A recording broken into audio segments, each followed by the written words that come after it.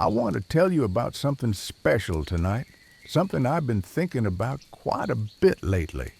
A journey I took, many years ago now. A trip up into the mountains.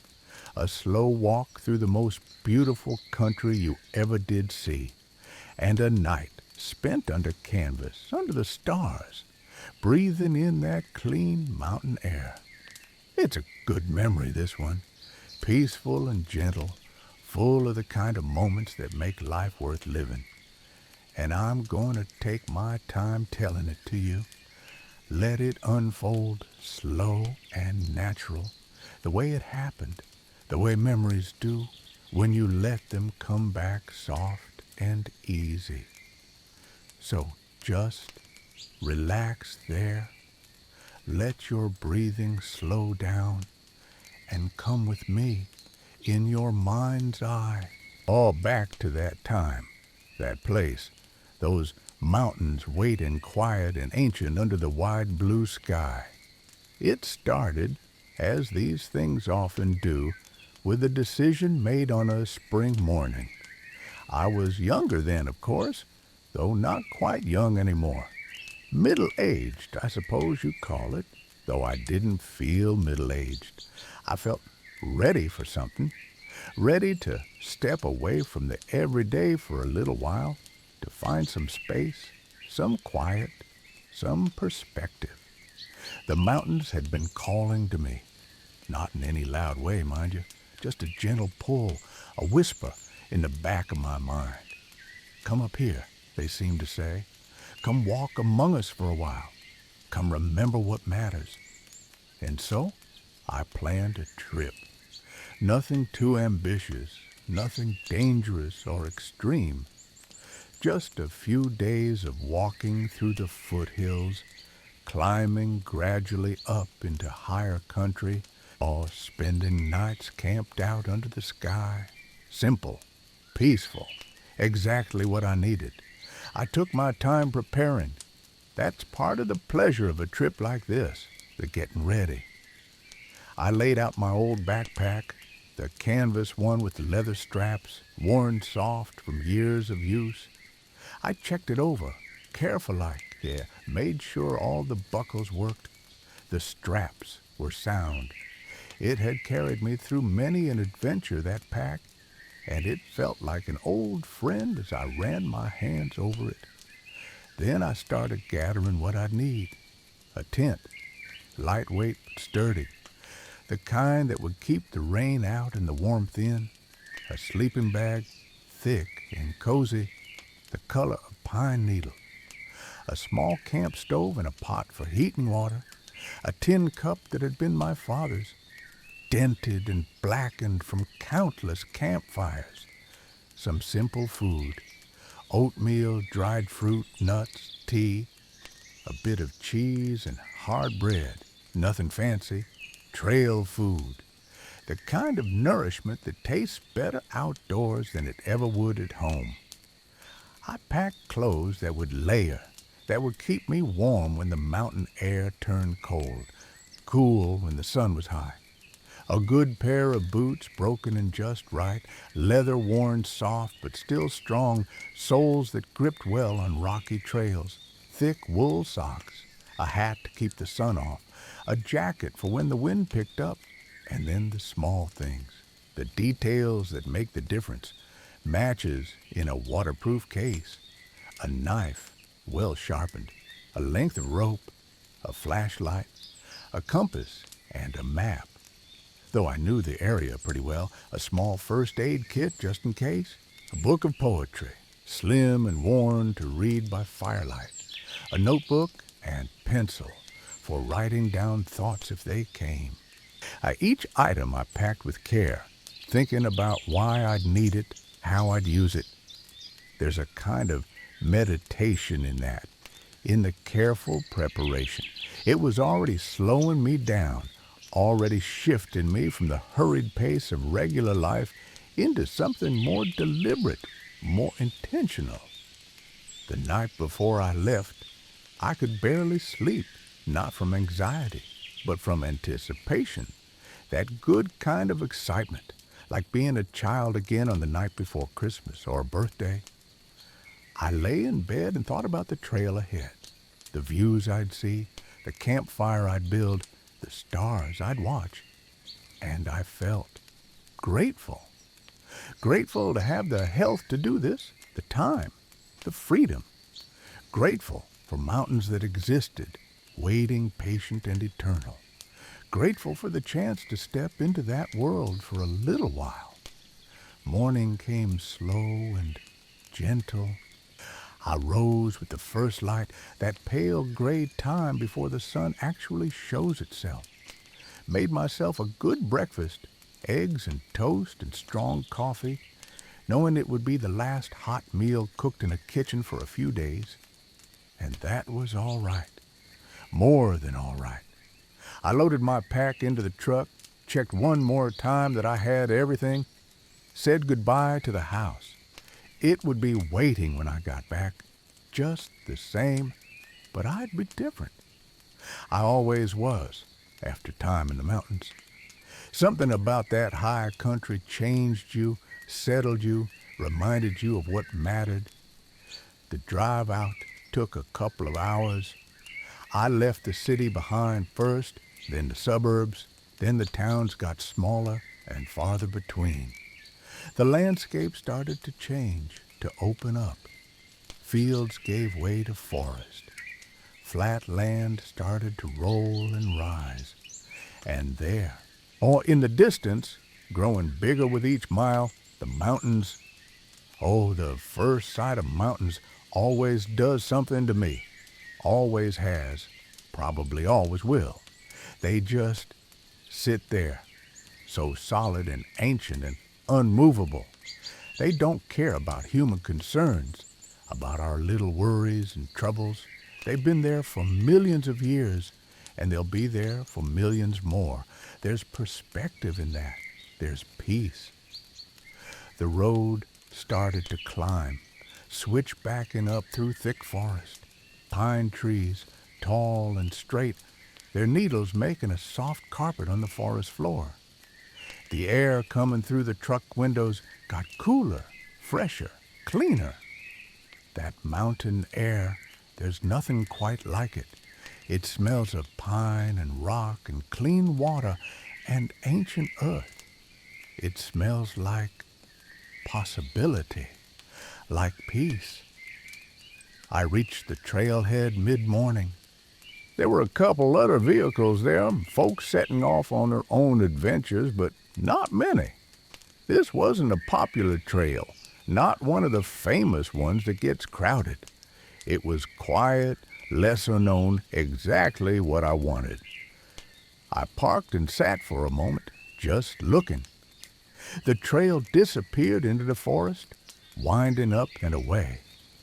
I could see the first quarter mile or so before it curved out of sight, and beyond, through gaps in the trees, glimpses of the mountains rising up, gray stone and green forest, and higher up, patches of white snow that lingered year-round in the shadows. I took a deep breath, let it out slow, and then I got out of the truck and started getting ready. The pack felt heavy when I first shouldered it. It always does. But I knew from experience that after a mile or so, my body would adjust, and it would feel like a natural part of me. I tightened the straps just so, adjusted the weight so it sat right on my hips, settled my hat on my head, locked the truck, and pocketed the key. And then I started walking. That first step onto the trail, oh, that's always a good moment. It's a crossing of a threshold, a stepping from one world into another. The world of phones and schedules and obligations was behind me now. Ahead was just the trail, the mountains, the sky. Just me and my own 2 feet, and the path unwinding before me. The trail started out gentle, winding through thick forest. Pines and firs mostly, with a few aspens mixed in, their leaves flickering and whispering in the slight breeze. The path was soft with pine needles, quiet under my boots. Dappled sunlight came down through the canopy, moss making patterns of light and shadow that shifted and danced. I walked slow, no hurry, no destination I had to reach by any particular time, just walking, putting one foot in front of the other, finding my rhythm, letting my breathing settle into the pace. The sounds of the trailhead faded behind me, the distant murmur of other hikers, the far-off sound of cars on the road. They got quieter and quieter until they were gone completely, and all I could hear was the forest. Birds singing, so many different songs all layered together, the whisper of wind in the treetops, the creak of branches, the soft thud of my boots on the trail, my own breathing, steady and calm, and underneath it all, a kind of silence, not empty silence, but full silence, the presence of the forest, ancient and alive, holding me in its green embrace. I stopped after a while, not because I was tired, but because there was a spot that called to me. A fallen log beside the trail, smooth and silvered with age, just the right height for sitting. I shrugged out of my pack, set it down gentle, and sat. The relief of setting down that weight, oh my, it felt like floating. I rolled my shoulders, stretched my neck, and just sat there, breathing, looking, listening. A squirrel was chattering somewhere above me, fussing about something the way squirrels do. Through a gap in the trees, I could see a patch of sky, so blue it almost hurt to look at. The air was cool, but the sun, where it found me, was warm. I could smell pitch from the pines, sharp and clean. I pulled out my water bottle, took a long drink. The water was cold and perfect. I'd filled it just before leaving. And it still had that pure, clean taste of good water, untainted by anything. And I thought, this is good. This is exactly what I needed. This stepping out of time, this slowing down, this being present in this moment, in this place. After a bit, I shouldered the pack again and continued on. The trail started to climb more noticeably now, switchbacking up a slope. My breathing got a bit heavier, my legs working harder. But it felt good, that effort. Felt honest and real. My body doing what bodies are made to do, moving, working, carrying me forward. I found my pace, that steady rhythm that you can maintain for hours, not fast, not slow, just sustainable. Step after step after step, breathing in time with my movement, the pack settling into place, becoming part of me. The forest started to change as I climbed. The trees got a bit shorter, a bit more gnarled. Patches of bare rock started to show through, and the views started to open up. At first, just glimpses through the trees, a valley spreading out below, patchwork with fields and forest, a distant river, silver in the sunlight, other mountains, ridge after ridge, fading into blue distance. And then the trail broke out of the forest entirely onto an open slope, and the whole world opened up before me. I stopped, breathless, not from the climb, but from the beauty of it. Mountains in every direction, near and far, some still green with forest, others bare stone, some capped with snow. The sky so vast and blue and deep, clouds drifting, casting shadows that moved across the landscape like living things. The wind was stronger here out in the open. It blew cool and constant, carrying the scent of high places of snow and stone and thin air. It felt like it was blowing right through me, clearing out the cobwebs, the clutter, the accumulated debris of everyday life. I stood there for a long time, just taking it in, turning slowly, seeing it from every angle, letting it fill me up, and I felt small, but in the best way. Small like a single note in a symphony, small like one tree in a vast forest, small but part of something infinitely larger than myself, connected to these mountains, this sky, this ancient earth. There's healing. In that feeling, I think, we spend so much of our lives thinking we're so important, so central, carrying the weight of the world on our shoulders. But up here, in the presence of something so much older and larger than ourselves, we remember our true size. And paradoxically, it's a relief. We matter, yes, but not in the heavy, burdensome way we sometimes think. We matter like every part of nature matters as ourselves, exactly as we are, no more, no less. I pulled out my water bottle again, drank deep, ate a handful of nuts, chewing slowly, tasting them fully. Let my breathing settle back to normal. And then I walked on. The trail followed the ridge line for a while, undulating up and down, sometimes easy, sometimes steep. To my left, the slope dropped away sharply, falling hundreds of feet to the valley floor. To my right, the mountain rose up, rock and scree and patches of stubborn vegetation clinging to impossible slopes. I saw a marmot, fat and sleek, sunning itself on a rock. It watched me approach with mild interest, decided I wasn't a threat, and went back to its sunbathing. I smiled at it. Gave it a wide berth. We were sharing this space, this mountain, each of us going about our business. The sun climbed higher. The day warmed up, though the wind kept it from ever getting hot. I shed my jacket, tied it to my pack, rolled up my sleeves, kept walking, steady and sure. Time did funny things up here. I'd been walking for hours, but it felt like minutes, or maybe days. I'd lost track, and I didn't care. My watch was in my pack somewhere, but I didn't need to know what time it was. The sun would tell me when I needed to know. My body would tell me when to rest, when to eat, when to stop for the night. I was operating on mountain time now, natural time, the oldest time there is. Around mid-afternoon, I came to a stream. It tumbled down from higher up, cascading over rocks, pooling in places before rushing on.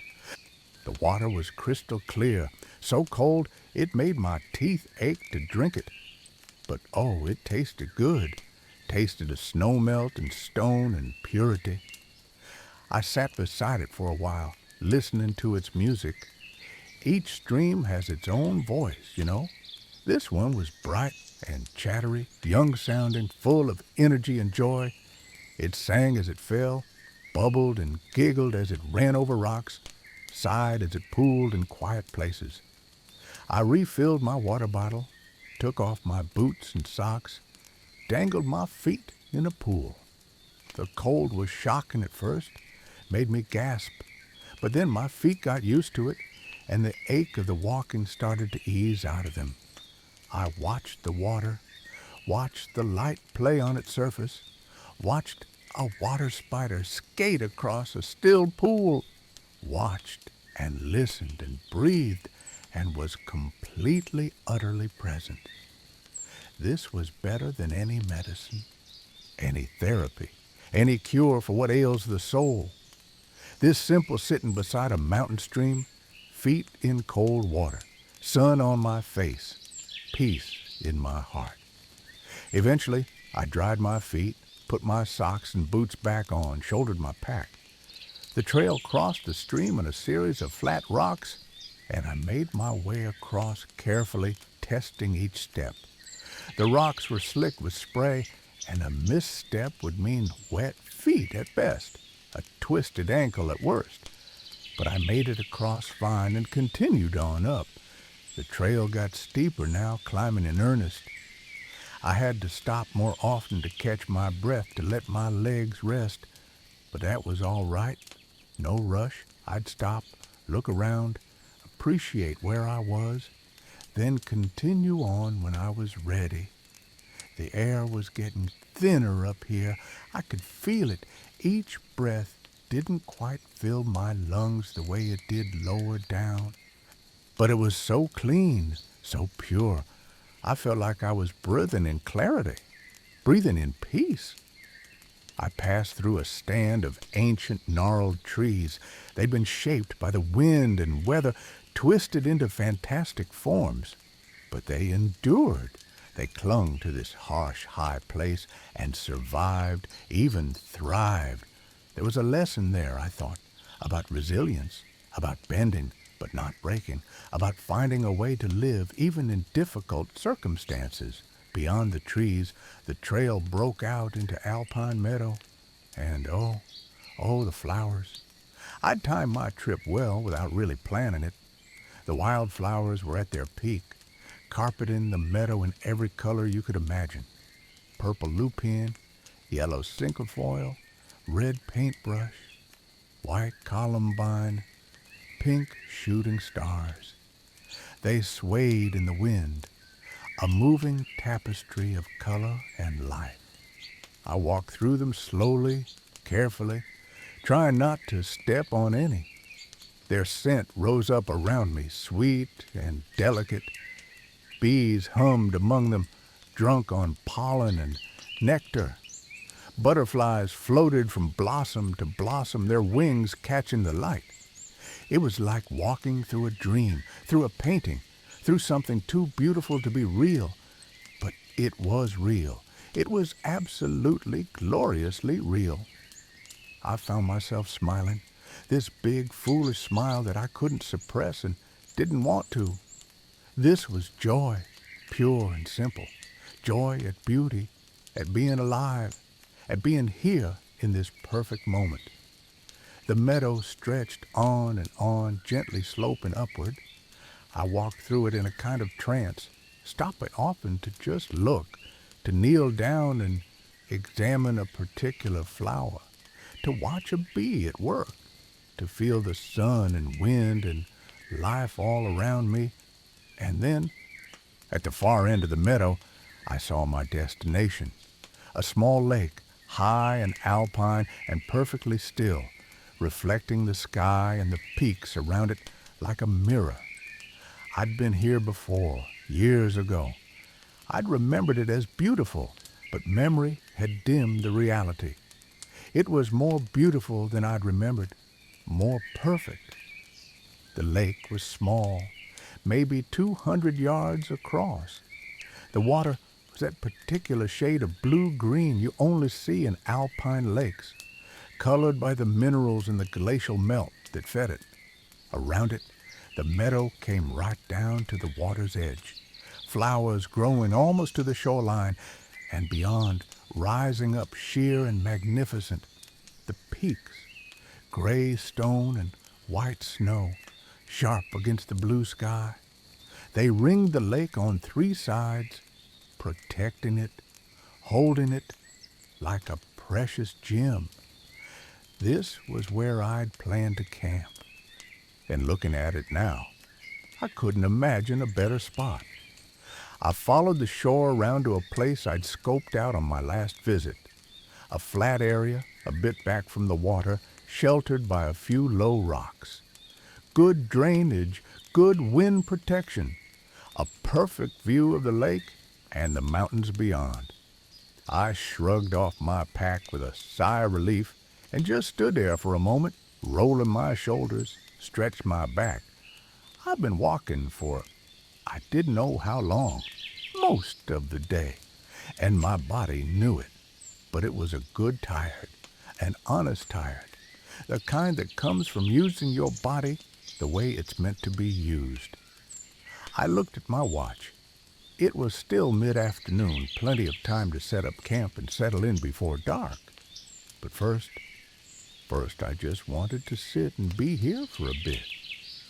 I found a smooth rock near the water's edge and settled onto it. Pulled out my water bottle and drank deep, ate some cheese and bread, chewing slowly, tasting fully. Let my eyes rest on the view. Let my ears drink in the silence that wasn't really silence. The whisper of wind, the lap of tiny waves on the shore, the distant trickle of a stream feeding the lake. My feet ached, but in a good way. My legs were tired but satisfied. My whole body felt used, alive, real. I sat there for a long time, maybe an hour, maybe more, just being, just existing in that perfect place, in that perfect moment, not thinking much, not planning, not worrying, just present.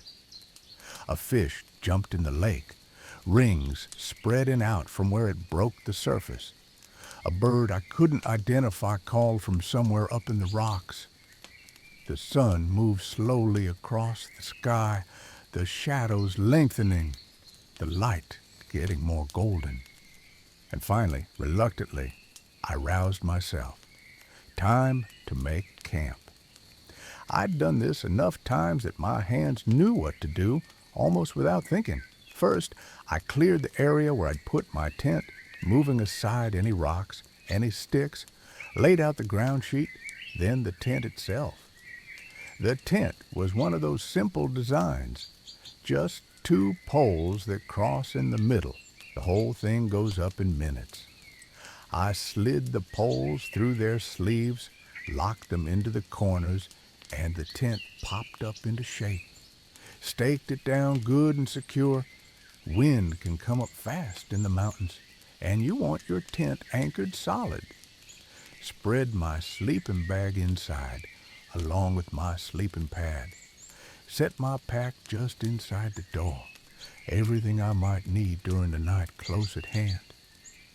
And then I set up my little kitchen area, a flat rock to set my stove on. My cooking pot nearby, my cup, my spoon, food within easy reach. Water bottle full. I'd need to get more from the stream before full dark. It was still early, hours before I wanted to sleep, so I decided to explore a bit. Stretch my legs after sitting. I wandered around the shore of the lake, moving slow, looking at everything. The way the water lapped against the rocks, the tiny flowers growing in the gravel, the tracks of some small animal, a ptarmigan maybe, or a marmot, imprinted in a patch of mud. On the far side of the lake, the stream that fed it came tumbling down from higher up, falling in a series of small cascades. I followed it up a ways, climbing over rocks, watching the water dance and play, and I found a spot where it pooled, deep enough for a bath of sorts. I looked around, completely alone. Not another soul for miles, and the water, though it would be shockingly cold, looked so clean, so pure, so inviting. I stripped down, shivering in the mountain air, and waded in. Oh my goodness. The cold hit like a physical blow, took my breath away completely. But I made myself stay in, made myself submerge, made myself wash the trail dust from my skin, the sweat from my hair. And then I scrambled out, shaking and gasping and laughing at myself, at the foolishness of it, at the glory of it. I dried off as best I could with my shirt, dressed quickly in clean clothes, and I felt reborn, awake, alive in every nerve and cell. The cold water had shocked me right into the present moment, burned away any last cobwebs of thought or worry. I was purely, simply here, now, alive. I made my way back to camp, my wet hair drying in the wind, my skin tingling. The sun was getting lower now, the light shifting to that golden honey color it gets an hour before sunset. I gathered some wood for a fire, just small sticks and twigs, nothing that would leave a scar. In these high places, wood is precious, grows slow, and you take only what you need, only what's already fallen. I arranged my wood carefully in a small ring of stones left over from previous campers, blackened from previous fires. Built it up from small to large, the way my father taught me, the way his father taught him. There's a right way to build a fire, a way that honors the wood, the flame, the ancient human tradition of gathering warmth and light from burning branches. But I didn't light it yet. Too early. I'd wait for the sun to set, for the cold to start creeping in, for the stars to begin their appearance. A fire is better appreciated when you really need it. Instead, I heated water on my little camp stove. When it was boiling, I made tea, strong and dark, sweetened with a bit of honey, wrapped my hands around the warm cup and sipped slow, letting it warm me from the inside. The light continued to change, growing more and more golden, more and more beautiful. The peaks around the lake started to glow, lit up by the low angling sun. They turned pink, then orange, then a deep rose color that seemed to come from within the stone itself. I watched, transfixed.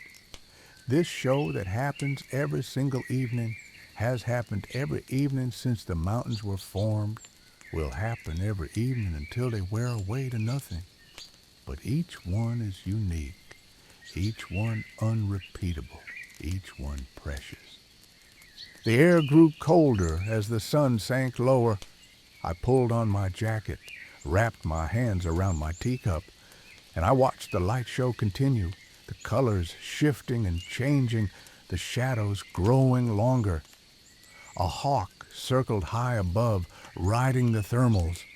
It called out, a sharp, wild cry that echoed off the rocks, and I felt my heart swell with, I don't know what to call it, joy, gratitude, love, all of those things and more. The sun touched the horizon, balanced there for a moment, then slipped below. The brilliant colors faded, giving way to softer blues and purples. The air got noticeably colder. Time to light the fire. I struck a match, held it to the small twigs at the base of my fire structure. They caught, flame licking up, spreading. I added larger twigs, then larger ones still. The fire grew, crackling and popping, sending up sparks that drifted up into the darkening sky. I sat back, watching it. There's something ancient in us that responds to fire, something that relaxes, that feels safe, that knows we're going to be all right as long as the flames burn bright. The darkness gathered around me, but the fire pushed it back, creating a circle of warmth and light. Beyond that circle, the night, the vast star-filled night. I made myself a simple dinner. Oatmeal cooked on the camp stove with dried fruit and nuts mixed in.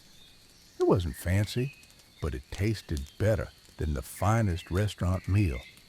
Maybe because I'd earned it.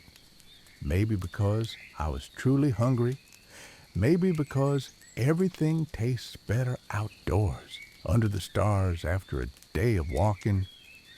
I ate slowly, savoring each bite, sipped more tea, fed the fire small sticks, keeping it going but not letting it get too large, just enough for warmth and light and company.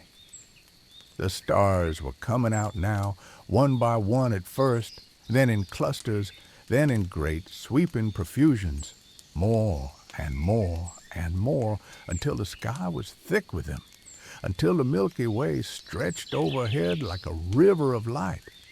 Up here, away from all the light pollution of the valleys, the cities, the stars were overwhelming, infinite. I lay back against my pack and just stared up at them, trying to take in the immensity of it. Somewhere up there, light that had left distant suns years ago, centuries ago, was just now reaching my eyes. I was seeing the past, seeing across unimaginable distances seeing things that maybe didn't even exist anymore. It made my head spin in the best way, made me feel connected to the universe, to time, to space, to everything that is and was and will be. I'd brought my book of poetry and I pulled it out, read a few poems by firelight. The words seemed to mean more up here, to resonate deeper. Or maybe I was just more open to them, more receptive. The fire burned down to coals, glowing red and orange. I added a few more sticks, watched the flame lick up around them. The wood popped and hissed, releasing its stored sunlight, its captured summers, in the form of warmth and light. The night was fully dark now except for the fire and the stars. The temperature had dropped significantly. I could see my breath when I exhaled. But I was warm enough in my layers that the fire helped, and I wasn't ready to crawl into my tent yet. I wanted to stay out here a bit longer, under the stars, beside the fire, in this perfect solitude.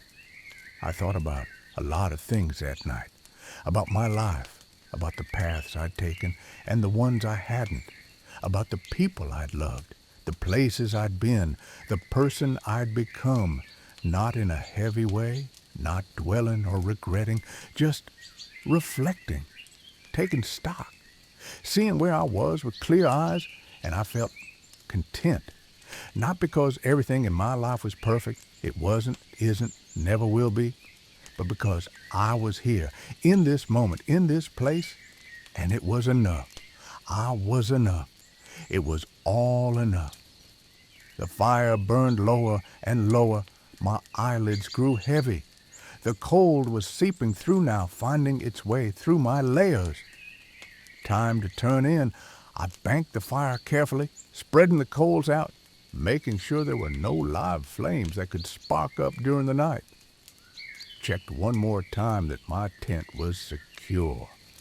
Gathered my things and crawled inside. The tent was small but cozy. My breath had already started to warm it up a bit. I sealed the door flap, changed into dry sleeping clothes, and wriggled into my sleeping bag. Oh, the relief of that. The warmth, the softness, the feeling of being cocooned and protected. I could hear the wind outside, but I was safe and dry and warm. I lay there for a bit, listening. The wind in the rocks, the distant trickle of the stream, an owl calling from somewhere out in the darkness, the whole mountain breathing around me, ancient and alive, and I felt held, cradled, like the mountain was a benevolent presence and I was a welcome guest in its realm. My body was tired, deeply tired, but it was a good tired. Every muscle had been used, every part of me had worked. And now it was time to rest. I closed my eyes. I pulled the sleeping bag up to my chin, and I drifted like a leaf on water, like a cloud across the sky, down into sleep. Deep, dreamless sleep, the kind that heals and restores. I woke slowly, gradually becoming aware of light, dim but growing. Morning light filtering through the tent fabric, turning everything inside a soft, glowing green. I lay there for a while, not moving, just waking, letting consciousness return gently, naturally. No alarm, no jarring awakening, just the slow, easy transition from sleep to waking. I could hear birds, so many birds, singing their morning chorus, each one announcing itself, claiming its territory, celebrating the new day. And I could feel the cold. It had seeped into the tent during the night, and my breath made clouds in the air. But I was warm in my sleeping bag, oh, toasty and comfortable. Still, I couldn't stay here forever. The day was calling. I wriggled out of my sleeping bag, gasping a bit at the cold air, dressed quickly in layers, pulled on my hat. unzipped the tent door, and looked out. Oh, oh my! The world had transformed overnight. Everything was covered in frost, delicate and beautiful, turning the whole landscape silver white. The grass, the rocks, the tent itself, all laced with ice crystals that caught the early light and sparkled like diamonds. And the lake? The lake was perfectly still, steaming slightly where it met the cold air, reflecting the mountains and the sky in perfect detail. I crawled out of the tent, stood up, stretched. My body was a bit stiff from sleeping on the ground, but in a good way. I rolled my shoulders, bent and touched my toes, felt everything loosen and wake up. The air was so cold it hurt to breathe, but so clean and fresh that I didn't care. I breathed deep, filling my lungs, feeling alive and awake and grateful. The sun wasn't up yet, not quite, but the sky to the east was brightening, shading from deep blue to lighter blue to pink to orange. The peaks were starting to catch the first light, their tops glowing while the valleys still lay in shadow. I stirred the ashes of last night's fire. Still some warmth there, a few live coals buried deep. I added some small kindling, blew on it gently, coaxed it back to life. Flames licked up, small but real, and I added larger pieces until I had a good fire going. Set my pot of water on to boil. While I waited, I walked down to the lake, splashed some of that icy water on my face, gasped at the cold, but it woke me right up, cleared my head completely. The water boiled. I made coffee, strong and black, and wrapped my hands around the warm cup. Sipped it slowly, feeling the warmth spread through me, and I watched the sunrise. The sun crept up over the ridge to the east, sending beams of golden light streaming across the landscape. Where the light hit, the frost started to melt, sparkling and dripping. Where it didn't, the frost remained silver and magical. The light hit the peaks across the lake, painting them gold. It crept down their flanks, chasing the shadows before it. It reached the meadow, turning the frost to dew, making the whole field glitter and shine. And then it reached me, the warmth of it on my face, the brightness of it in my eyes. I closed them, tilted my face up, and just felt it. The sun, the same sun that's warmed the earth for billions of years, now warming me. Good morning, sun, I thought. Good morning, world. Good morning, mountain. Thank you for this day. Thank you for this light. Thank you for this life. I made myself breakfast. More oatmeal eaten slowly, savored fully. More coffee. And I sat by the fire and just was. No hurry to break camp. No schedule to keep. Just being in the morning, in the mountains, in the peace. Birds came close, curious about this visitor in their domain. Little brown jobbies hopping around looking for crumbs. I tossed them a few, watched them snatch them up and fly off. The sun climbed higher. The day warmed, though not much. At this altitude, it never gets really warm, even in summer. I let the fire burn down, added no more wood, let it return to ashes and earth. Eventually, I knew I should probably start thinking about the day ahead. I'd planned to stay here 2 nights, spending today exploring the area, going higher if I felt like it, or just resting by the lake. Either way was fine. The mountain would still be here. The lake wasn't going anywhere. I cleaned up my breakfast things, washing them in the lake, drying them carefully, put them away in my pack, checked my tent. Still secure, still dry. Everything was good. I decided to explore, to climb higher, see what was up there, see how far I could go. I filled my water bottle, took some trail snacks, my camera, my map and compass, left the rest in the tent. No point carrying it all if I was coming back here. And I set off, following a faint trail that led up and away from the lake, climbing toward the ridge above. The going was steeper here, rockier. I had to scramble in places, using my hands as well as my feet. But it was good, engaging work. It required my full attention, my complete presence. No room for wandering thoughts when you're picking your way up a rocky slope. I climbed steadily, stopping often to catch my breath, to look back at the lake shrinking below me. From up here, I could see the whole basin, the meadow, the lake, even my little tent, a tiny spot of color against the landscape. Higher and higher.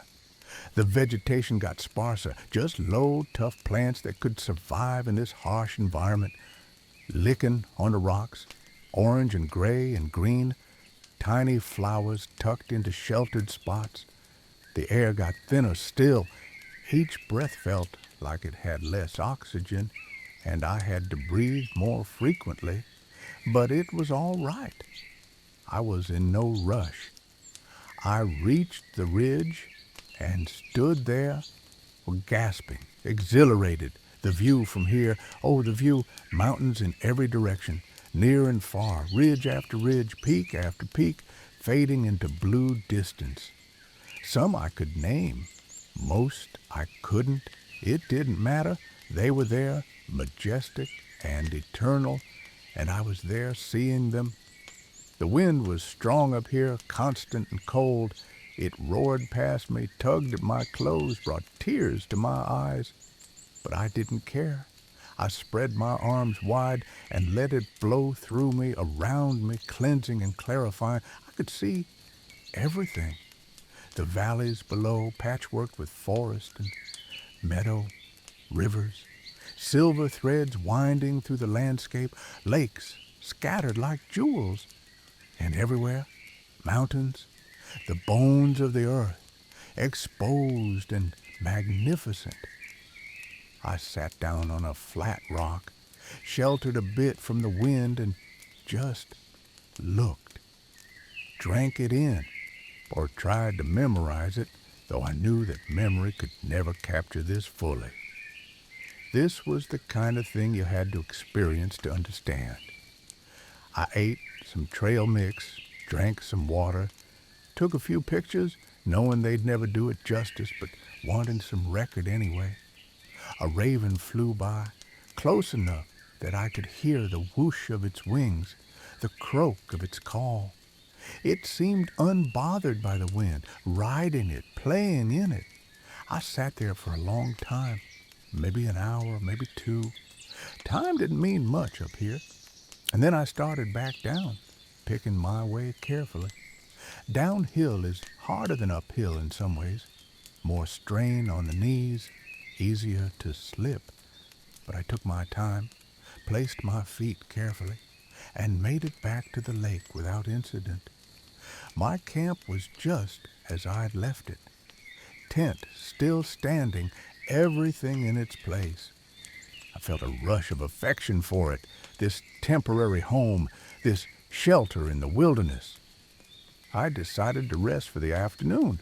I'd had my adventure for the day, pushed my body, filled my eyes with beauty. Now it was time to just be. I lay on my sleeping pad outside the tent, using my pack as a pillow, and dozed in the sun. Not really sleeping, just resting in that pleasant in-between state. Aware of the warmth, the breeze, the sounds around me, but not thinking much, just drifting. At some point, I woke more fully and decided to go fishing. I had a small fishing line in my pack, some hooks. The lake surely had fish in it. I found a good spot in the shore, rigged up my line, used some bread as bait, cast it out, and settled in to wait. Fishing is a form of meditation, I think. You can't rush it, can't force it. You just wait. Watch the line, feel the sun, listen to the water, and if you catch something, great. If you don't, that's fine too. The fishing itself is the point. I sat there for a couple hours, watching the line, watching the water, watching the light change as afternoon moved toward evening, and I caught nothing, not even a nibble. But I didn't mind. It had been peaceful, sitting there, rod in hand, mind quiet.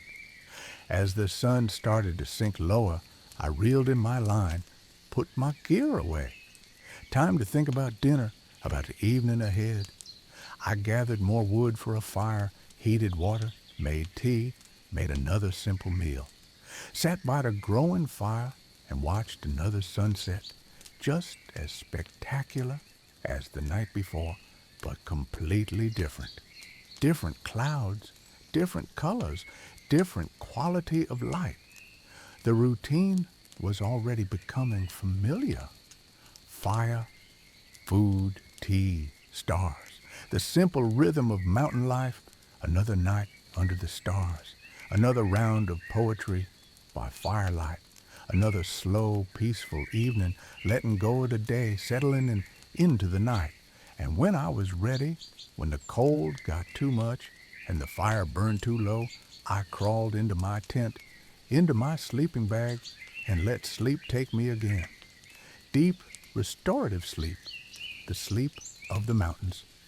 Morning came again, the same but different.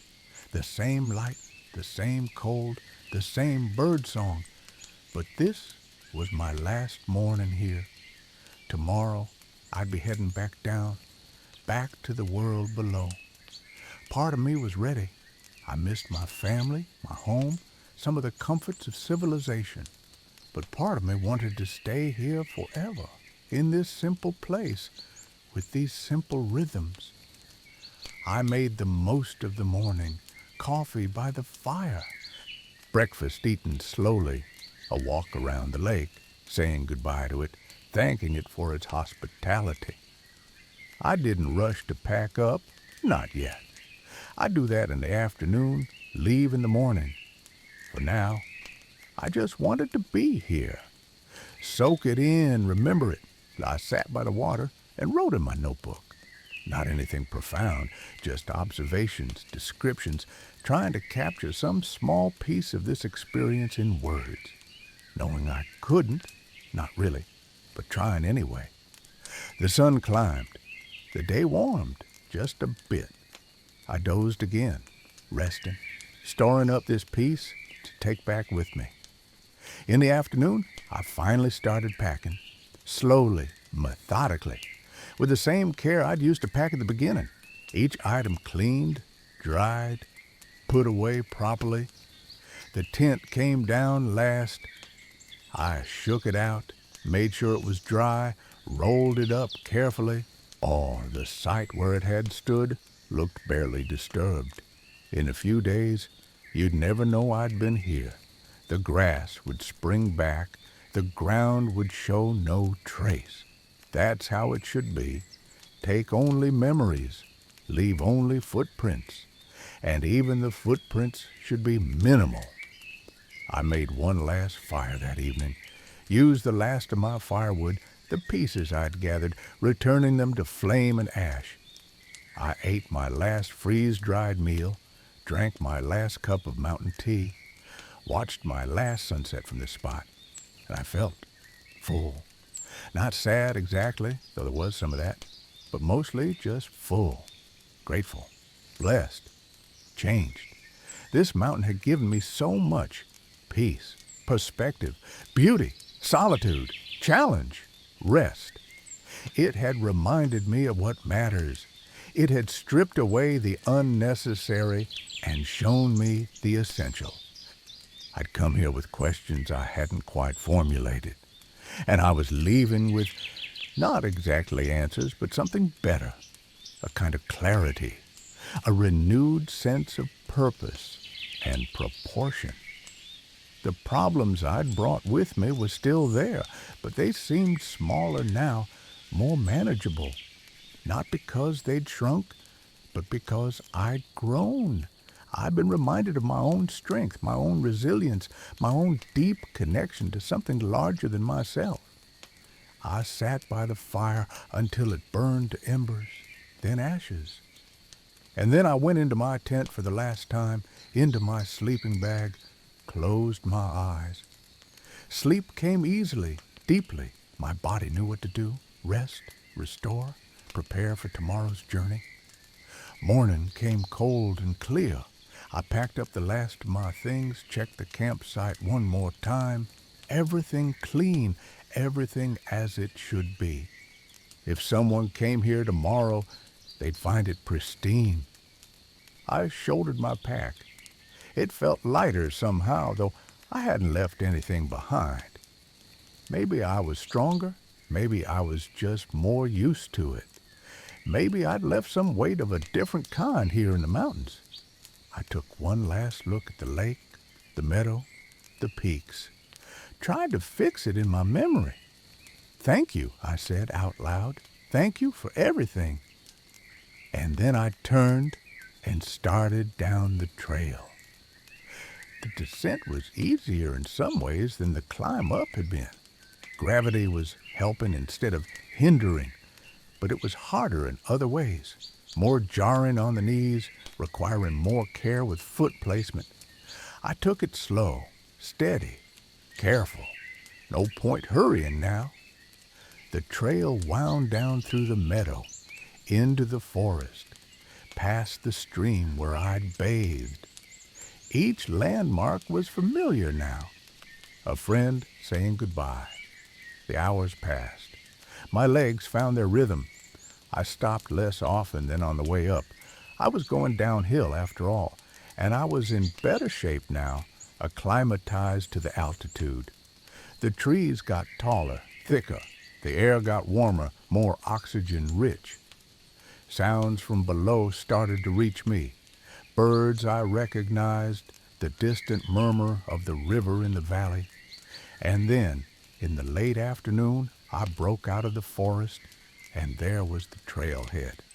My truck waiting right where I'd left it. The parking area empty except for one other vehicle. I'd made it back. I dropped my pack, leaned against the truck, stretched my legs. I felt different. The same person who'd started this journey, but also changed, settled, clearer. I loaded my pack into the truck, took off my boots, flexed my tired feet, started the engine, which rumbled to life reluctantly after sitting for days, and I drove down, slowly, the mountain shrinking in my rearview mirror. But it wasn't really shrinking. It was still there, would always be there, and I'd be back. Maybe next year, maybe sooner. Whenever I needed it, the mountain would be waiting. I carried it with me now, in my heart, in my memory, in the peace that had settled into my bones. The mountain had given me its gifts, and I would honor them by living differently, by staying connected to what matters, by remembering the essential, by making time for silence, for solitude, for the deep nourishment that only nature can provide. The drive home passed in a blur. I drove automatically, my mind still half in the mountains. Home, when I reached it, seemed both strange and familiar. So much stuff, so much noise. So many complications, but also dear, also loved, also home. My family welcomed me back with hugs and smiles and questions. How was it? What did you see? Did you have fun? And I tried to tell them, but words failed. How do you explain the quality of silence in the mountains? The color of alpine lakes? The feeling of sleeping under stars? The deep, bone-level peace that comes from days of simplicity? But they saw it in my face, I think. Saw that I'd come back different, calmer, more centered, more myself. And that night, lying in my own bed, soft and familiar, I closed my eyes and remembered the fire, the lake, the stars, the silence, the peace, and I was grateful, so deeply, profoundly grateful for the mountains, for the chance to go there, for the gifts they've given me. I carry them still, all these years later. That trip, those days, those nights under the stars, they're woven into who I am, part of my fabric, part of my foundation. And whenever life gets too loud, too fast, too complicated, I close my eyes and go back there, back to the lake, the meadow, the mountains, back to that deep peace, and I remember. So there you have it, my dear one, my story of the mountains, of a journey into high country, of nights spent under canvas and stars. I hope it's helped you feel some of that peace, some of that calm, some of that deep, settling quiet that comes from simplicity and solitude and connection with the natural world. You don't have to go to the mountains to find it, though the mountains help. But that peace, it's always there, waiting, in quiet moments, in present awareness, in the simple act of breathing, of being, of noticing the world around you. Thus you can find it in your own backyard, watching clouds drift by, in a park, listening to birds, in your own bed like you are now, letting go of the day, letting yourself rest. The mountains taught me that. That peace isn't a place you go to. It's a way of being, a quality of attention, a choice you make again and again to slow down, to notice, to appreciate, to just be. And you can make that choice right now, to let go, to soften, to sink into this moment, this breath, this perfect now. Your body is heavy and relaxed. Your breathing is slow and easy. Your mind is quiet and calm. And you're drifting like I drifted to sleep in my tent under the stars, safe and warm and completely at peace. The world is holding you, the earth beneath you, solid and sure, the air around you, gentle and kind, the darkness, soft and comforting. You're safe, you're held, you're exactly where you need to be. And you can rest now. Deep, peaceful, restorative rest. The kind that heals, the kind that renews, the kind that makes everything better. Let yourself have it. You deserve it. You've earned it. Just by being you, just by making it through another day, just by being here now. Rest, dear one. Rest deeply. Rest completely. Let go of everything and just rest. The mountains are there if you need them. In your mind's eye, you can go there anytime. Feel that clean air. See those stars. Hear that silence. Find that peace. It's always there, always available, always waiting, just like sleep is waiting now. Patient and gentle, ready to receive you. So go ahead. Let yourself drift. Let yourself float. Let yourself sink down into deep, peaceful sleep. The fire has burned to embers. The stars are shining bright. The mountain holds you in its ancient embrace, and you can sleep now. Now let me tell you about waking up in those mountains, dear one, because morning in the high country is something special, something that stays with you forever once you've experienced it. Just settle in there a little deeper. Let your breathing slow and easy and drift with me back to that mountain morning, to that small tent pitched high above the world. I woke slowly, gradually becoming aware of light filtering through the tent fabric, turning everything inside a soft green gold. For a moment, I was disoriented, not knowing where I was, the ceiling too close, the air too cold on my nose. Then it all came rushing back. The mountains, The climb, my grandfather beside me, I could hear him breathing, still asleep, slow and steady. Could hear the wind outside, gentler than it had been during the night, just a whisper now. Could hear birds, their songs unfamiliar, higher pitched than the valley birds, calling to each other in the dawn. I didn't move for a while, just lay there in the warmth of my sleeping bag, savoring the moment. My body ached from yesterday's climb, my legs especially, a deep soreness in my thighs and calves. My shoulders were tender from the pack straps, but it was a good ache, evidence of work done, distance traveled, mountains climbed. The light grew brighter, and I knew the sun must be getting close to the peaks. My grandfather had said we'd want to see the sunrise, that it was spectacular up here. I debated whether to wake him, but before I could decide, he stirred beside me. "Morning," he said, his voice rough with sleep. He cleared his throat, shifted in his sleeping bag. "Sun'll be up soon. Want to see it?" I did, desperately.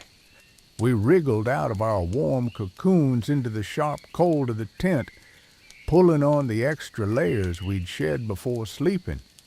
Hats and gloves and jackets, though we were still in our long underwear. Unzipped the tent door and crawled out into the morning. Oh, the cold! It hit like a wall, sharp and clean and breathtaking. Our breath came out in great white clouds hanging in the still air. Frost covered everything, the grass, the rocks, our tent, turning the whole world silver and sparkling. But the sky was incredible, still mostly dark overhead, deep blue fading to lighter blue toward the east, and there, just above the distant peaks, a band of brilliant orange and pink and gold. The sun wasn't up yet, but its light was painting the underbelly of high clouds, creating a display that no artist could match. We stood there shivering, our arms wrapped around ourselves, watching as the light spread and intensified. The peaks around us started to glow, catching the first rays of sun before we could see it, turning gold and rose, spectacular against the dark western sky. "There," my grandfather said quietly, pointing, and I saw it, the first sliver of sun appearing above the distant mountains, blindingly bright, impossibly brilliant. And as we watched, it climbed slowly, majestically, flooding the world with light and warmth. The frost began to steam where the sun hit it, wisps of vapor rising from every surface.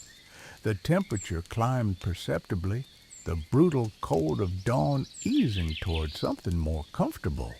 The world transformed from silver to gold, from darkness to light, and we stood witness to it, two small figures in a vast landscape, watching the daily miracle of sunrise.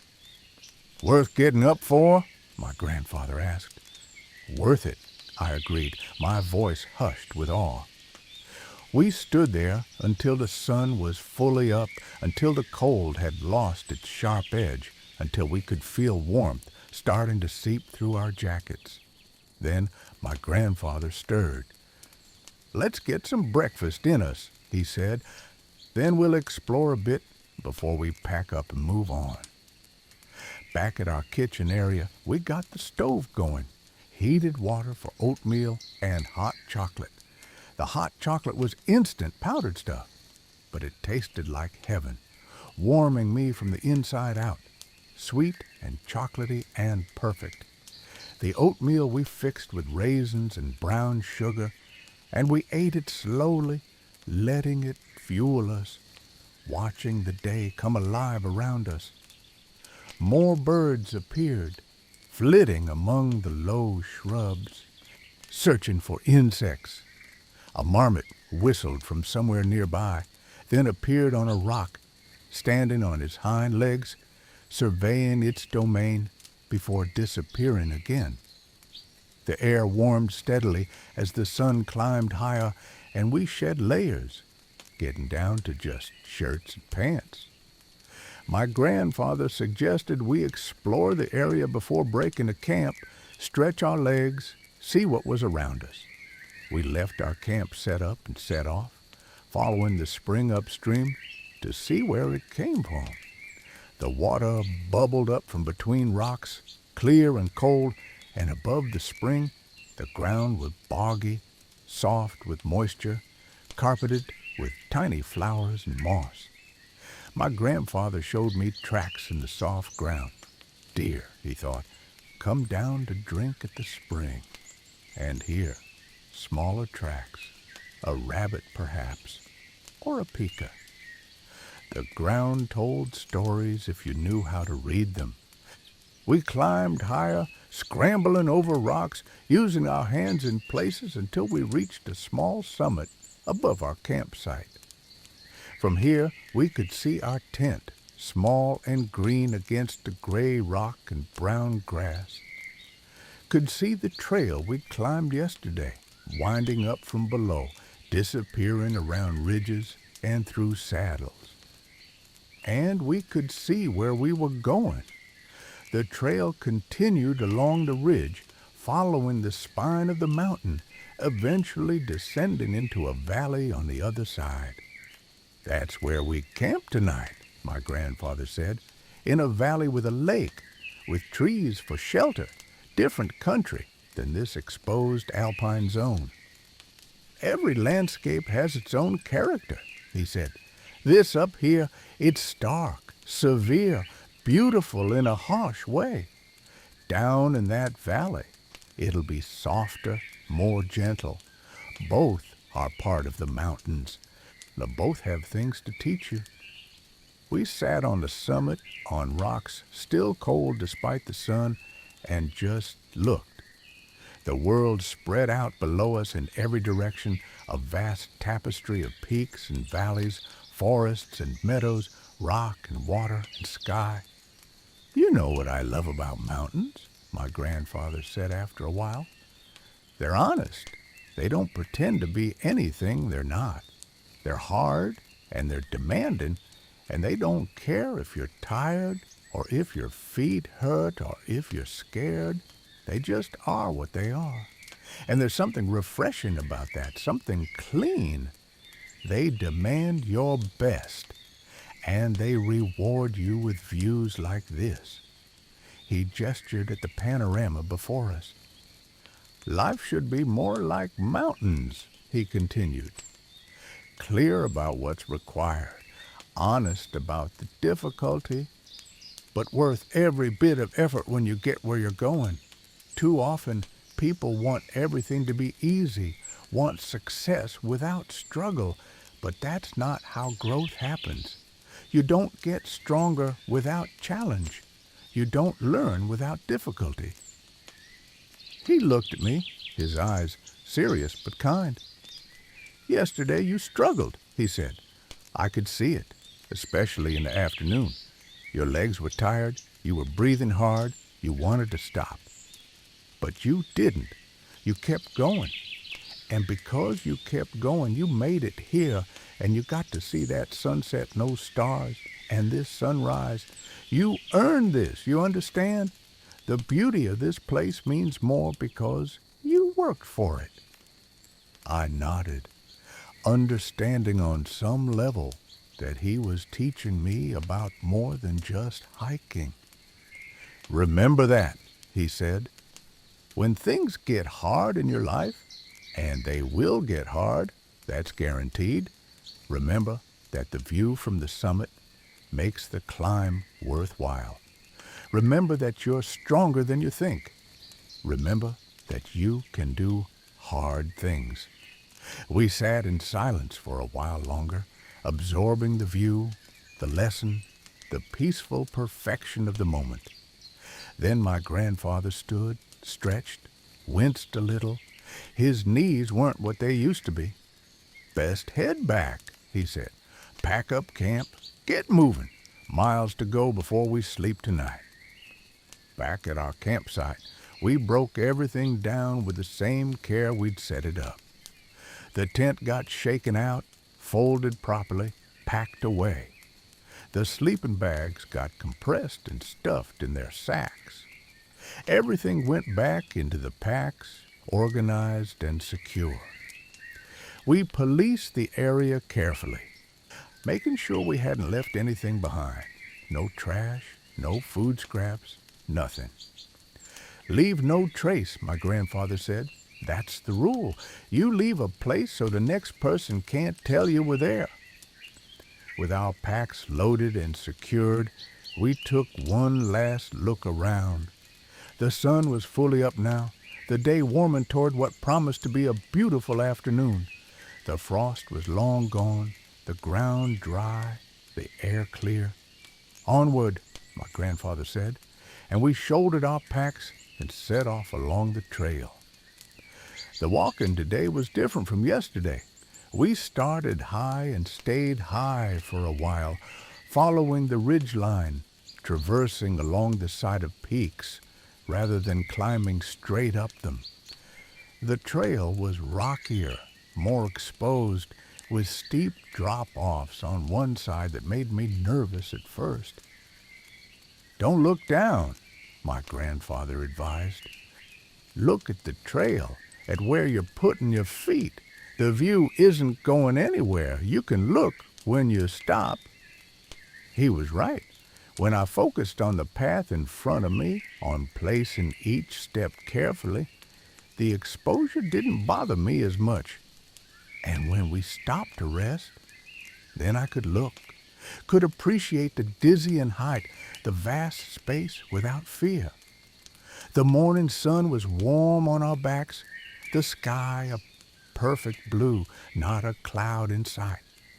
We saw mountain goats in the distance, white against the gray rock, impossibly sure-footed on cliffs that looked vertical. They watched us with mild interest, then went back to grazing on whatever vegetation they could find in this harsh landscape. They're born for this, my grandfather said. Their hooves are designed for gripping rock. Their bodies built for climbing. This environment that's so hard for us, it's home for them. Everything has its place, its niche, where it's perfectly adapted.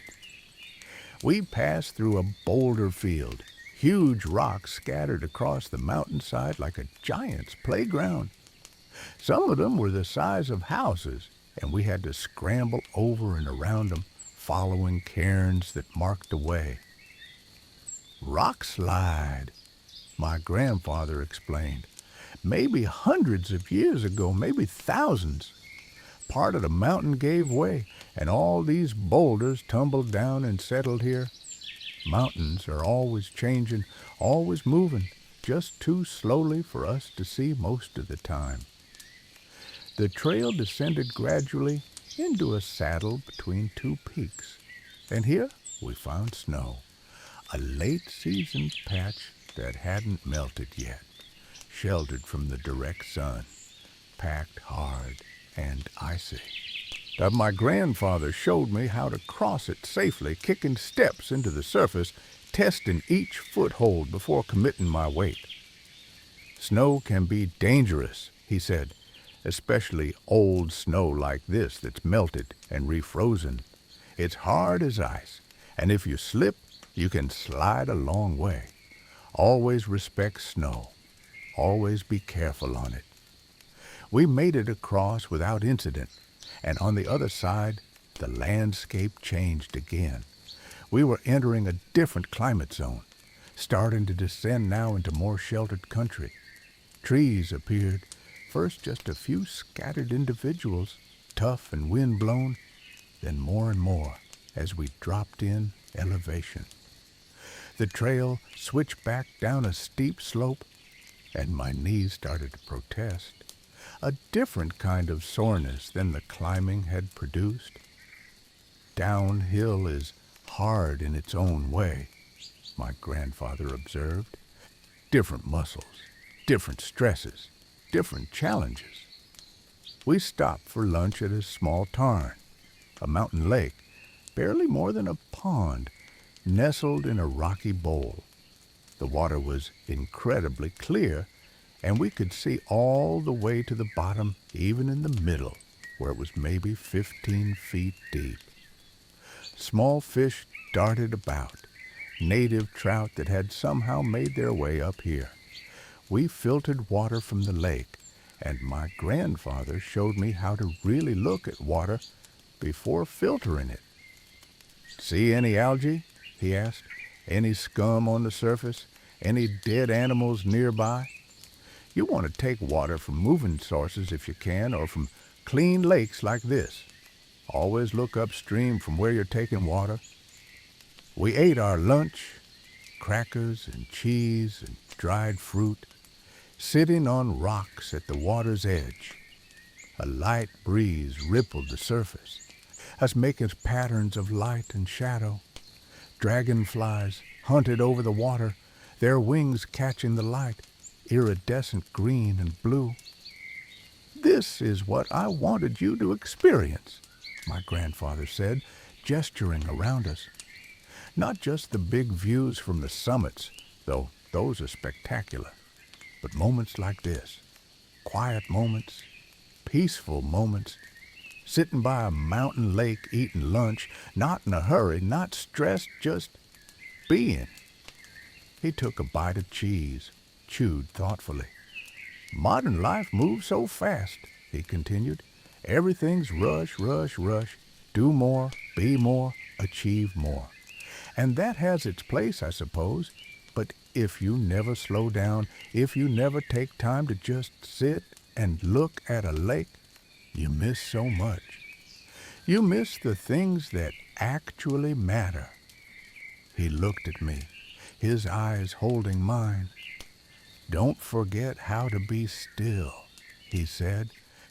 "Don't forget how to slow down. Don't let the world convince you that busy is the same as important.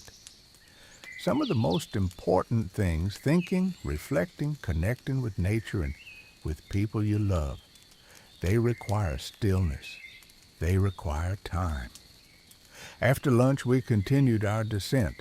The trees got bigger, more numerous, eventually forming a proper forest again. The air got noticeably warmer, thicker, easier to breathe. My ears popped as we lost elevation, the pressure changing.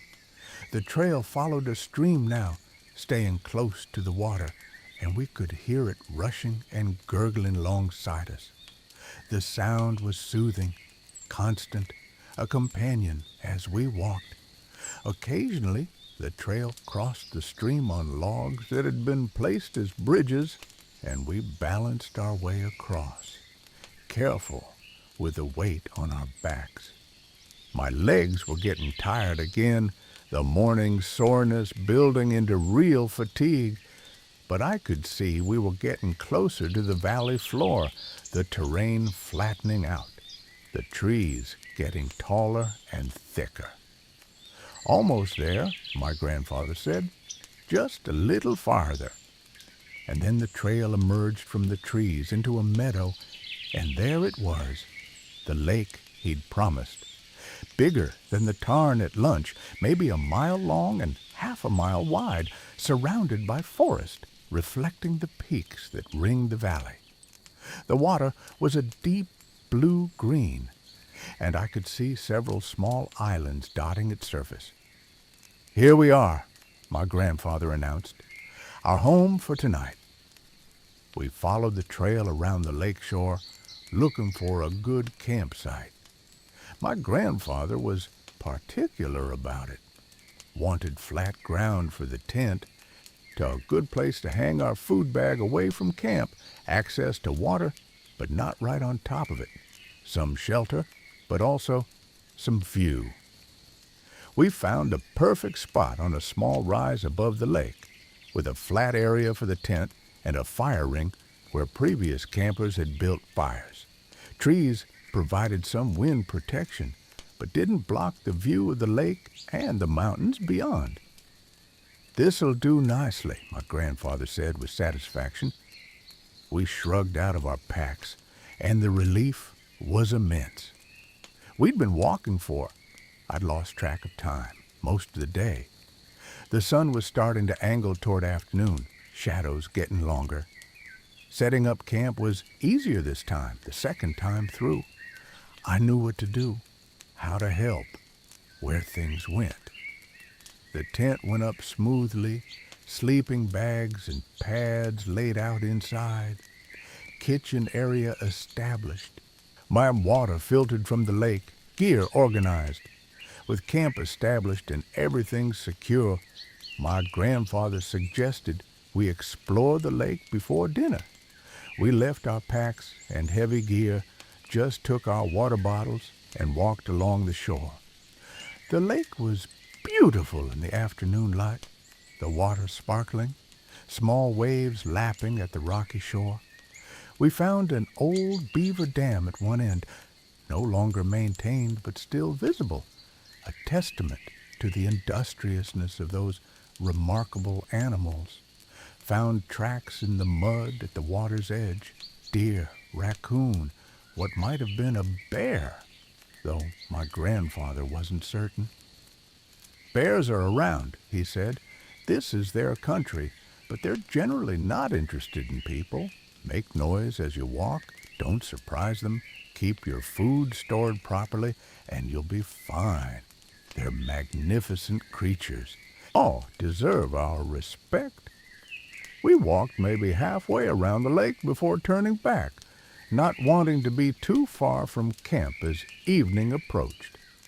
The walk had loosened up my tired legs, stretched out the soreness, and I felt better for it.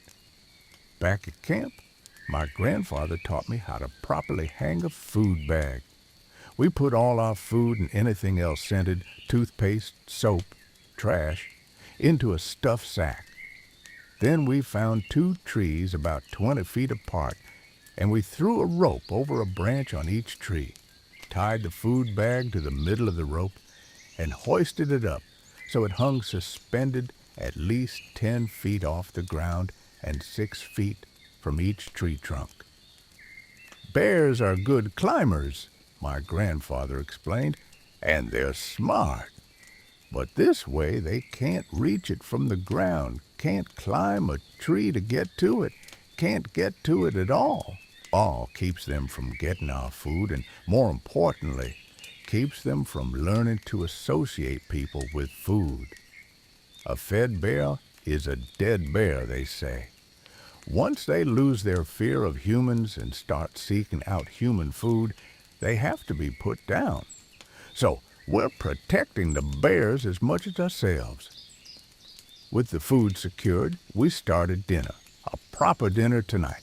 Freeze-dried meals that we just added hot water to. Beef stew for my grandfather, chicken and rice for me. We waited the prescribed minutes for them to rehydrate, and then ate directly from the pouches.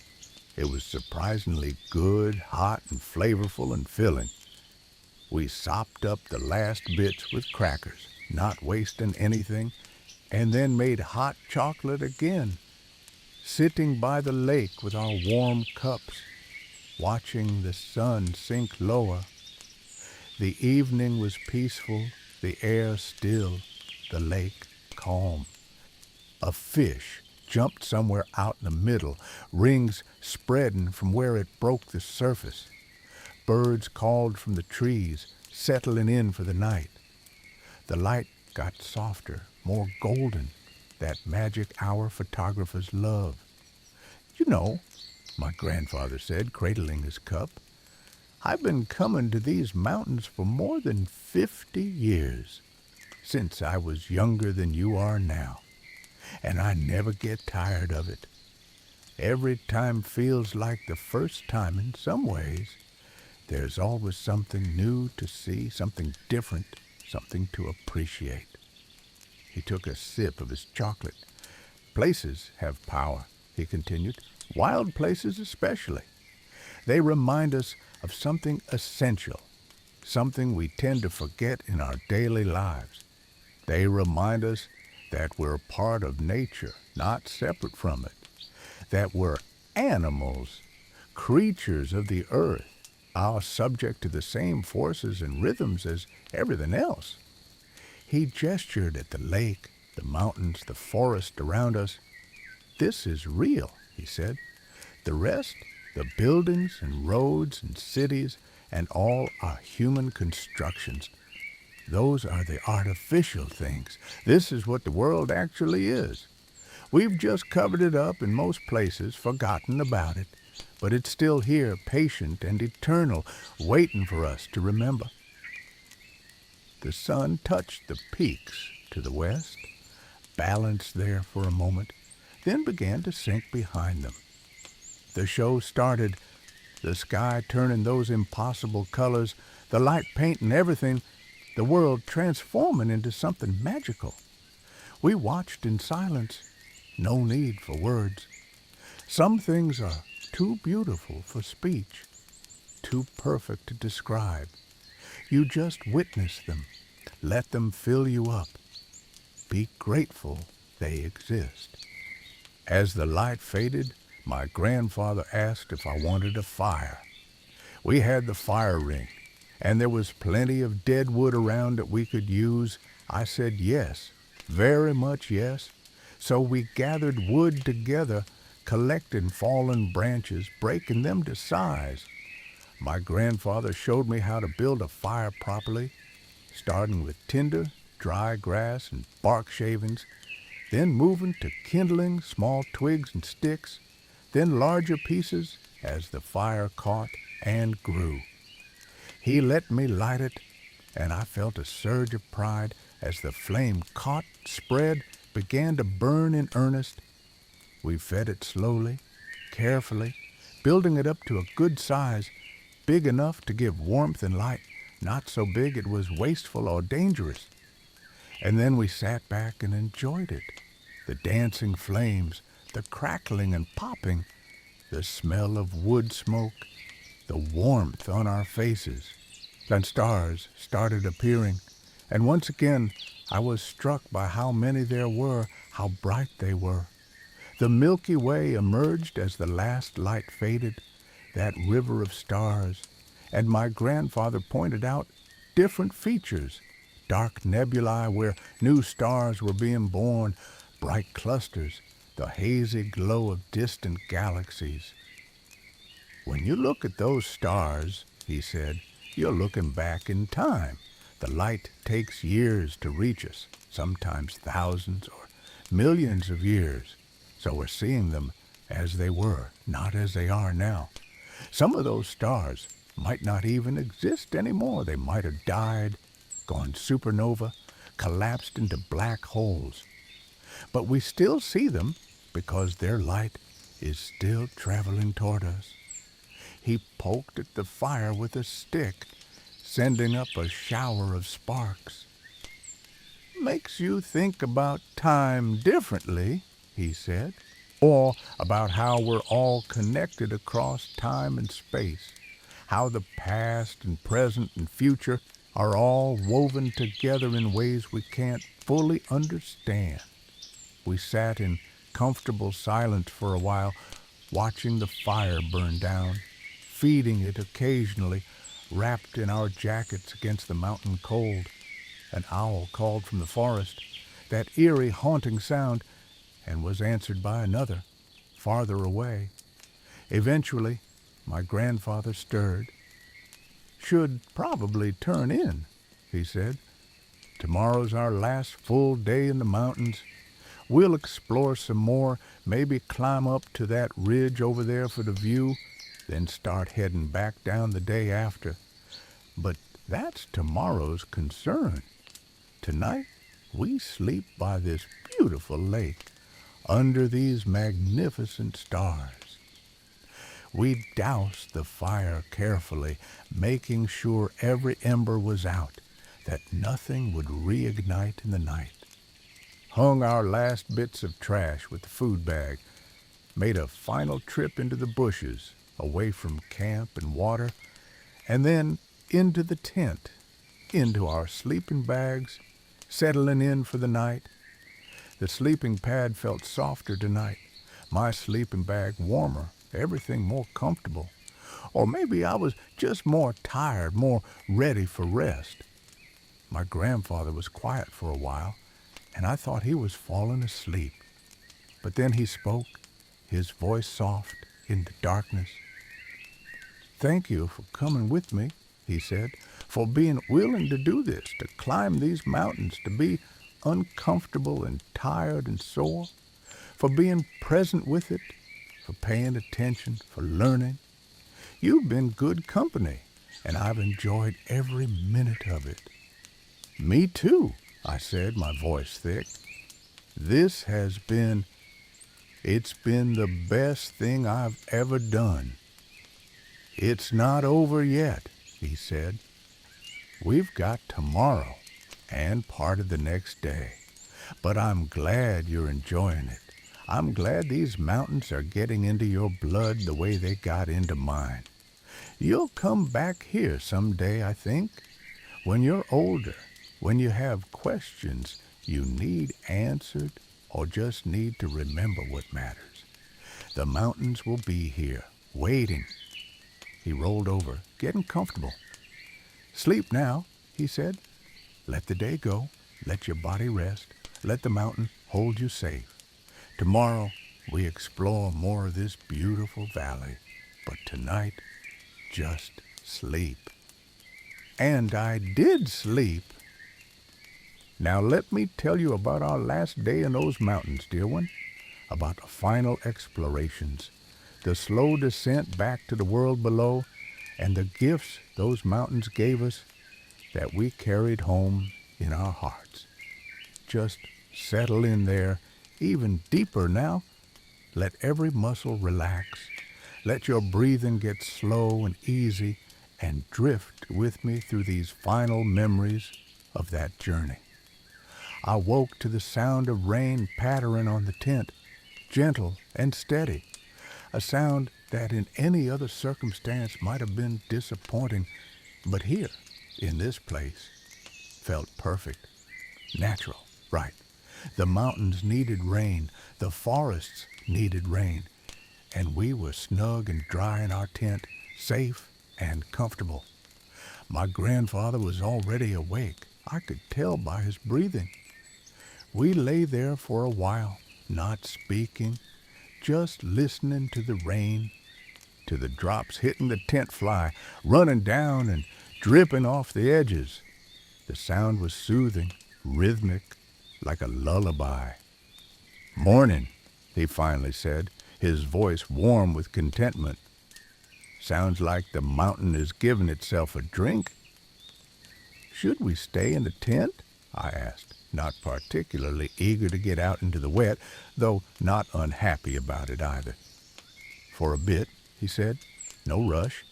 Rain like this usually doesn't last long up here, and even if it does, we've got rain gear. We'll be fine." So we lay there, cozy in our sleeping bags, listening to the rain, talking quietly about everything and nothing.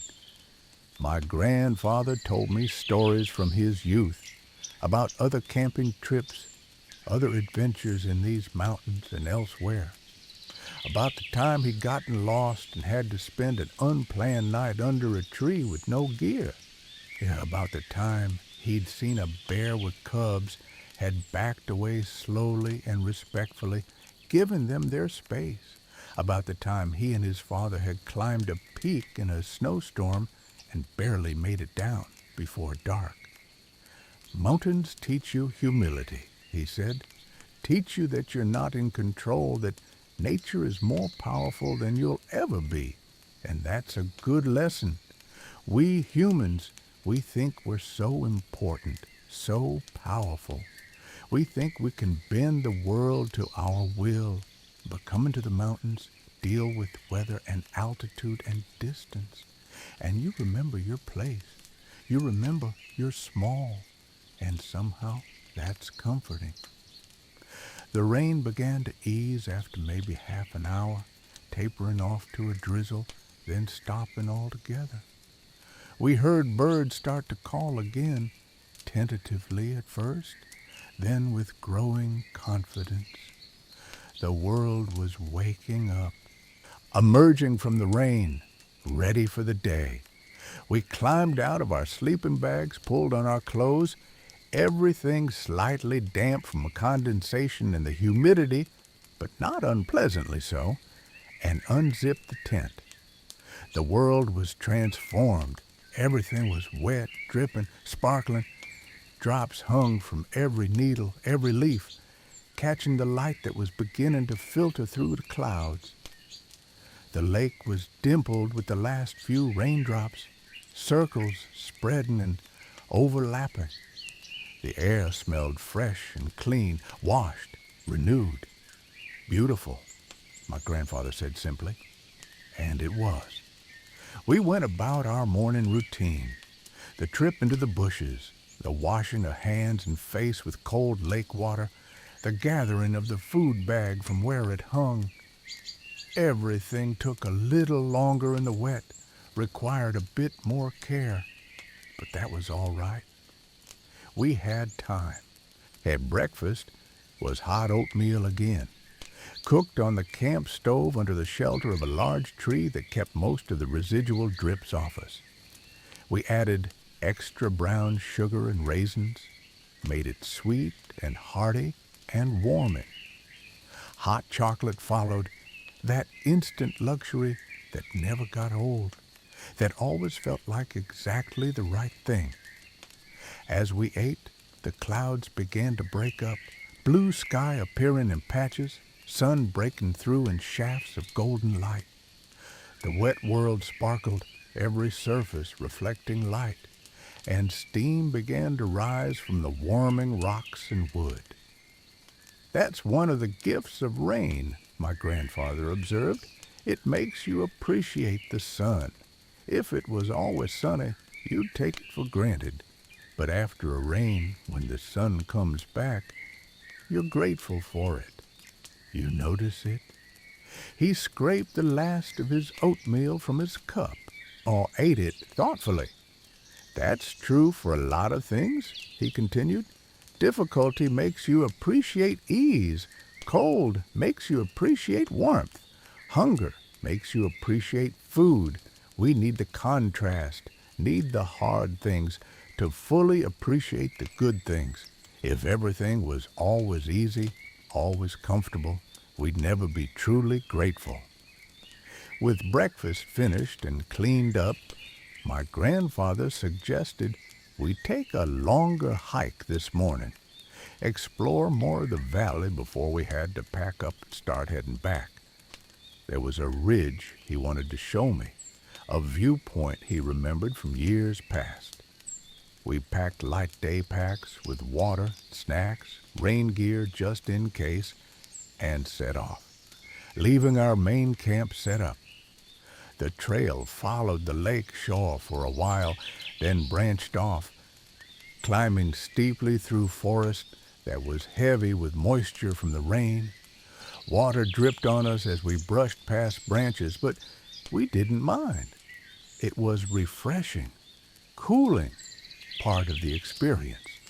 The climb was steep, switchbacking up the side of the valley, gaining elevation quickly. My legs protested. They were tired from the previous day's hiking, sore and stiff, but I pushed through it, found my rhythm, kept pace with my grandfather. We climbed out of the trees into more open country, meadows dotted with boulders and stunted pines. The wildflowers were even more spectacular here after the rain, their colors more vivid, droplets still clinging to their petals like jewels, purple and yellow and red and white, carpeting the meadow in a tapestry of color. Aren't they something?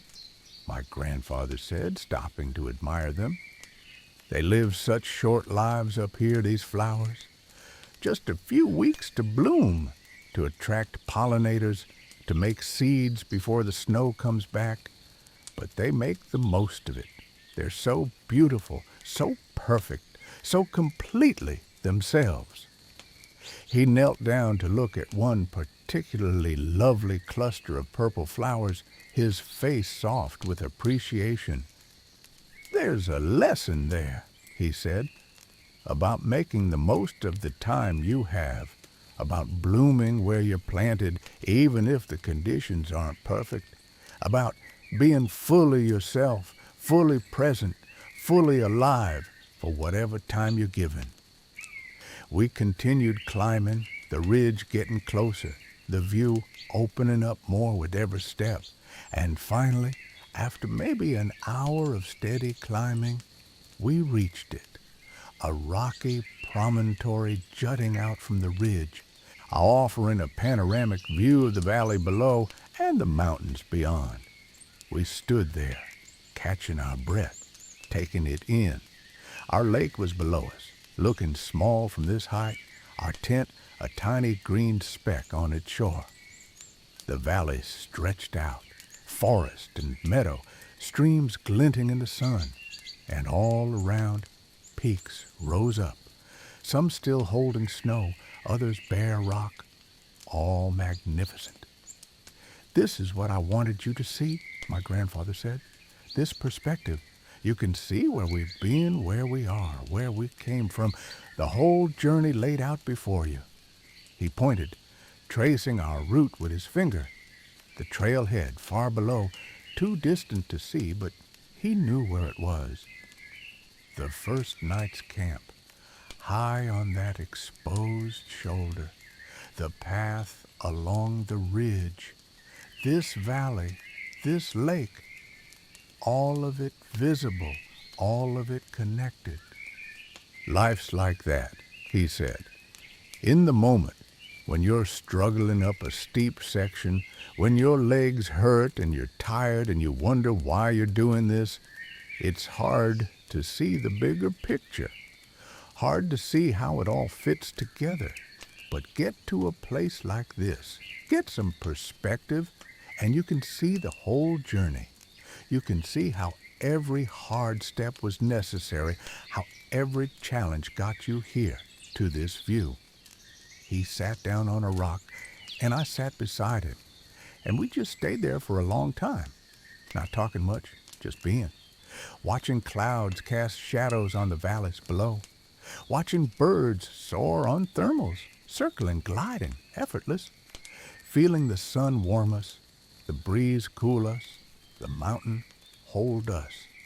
A hawk appeared, riding the updrafts along the ridge, so close I could see its eyes, its talons tucked up against its body, its feathers adjusting constantly to the air currents.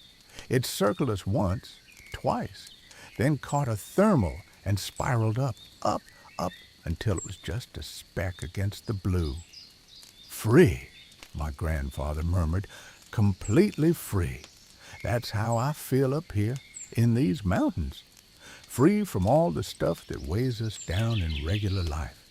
Free to just be." We sat until the sun was high, until it was clearly midday, until we knew we should start heading back. The descent was easier than the climb, our legs finding the rhythm, gravity helping rather than hindering. Back at camp, we made lunch, soup and crackers, simple and satisfying, and then my grandfather said it was time to start thinking about packing up. We'd camp one more night on the way down at a lower elevation, but we needed to make some miles this afternoon to get there. Breaking camp felt bittersweet. This spot had been good to us. This valley had welcomed us, and I was sad to leave it. But my grandfather reminded me that we'd carry it with us, that it would always be there in memory, that the leaving was part of the journey too. "Everything ends," he said, folding the tent. "Every good thing, every perfect moment, it ends eventually. That's not sad. That's just how things are. And if it didn't end, it wouldn't be special.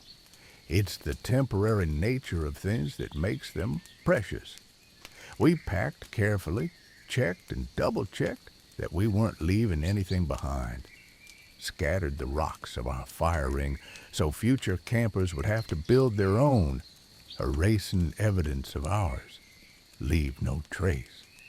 Made sure the site looked as natural as possible, as if we'd never been there.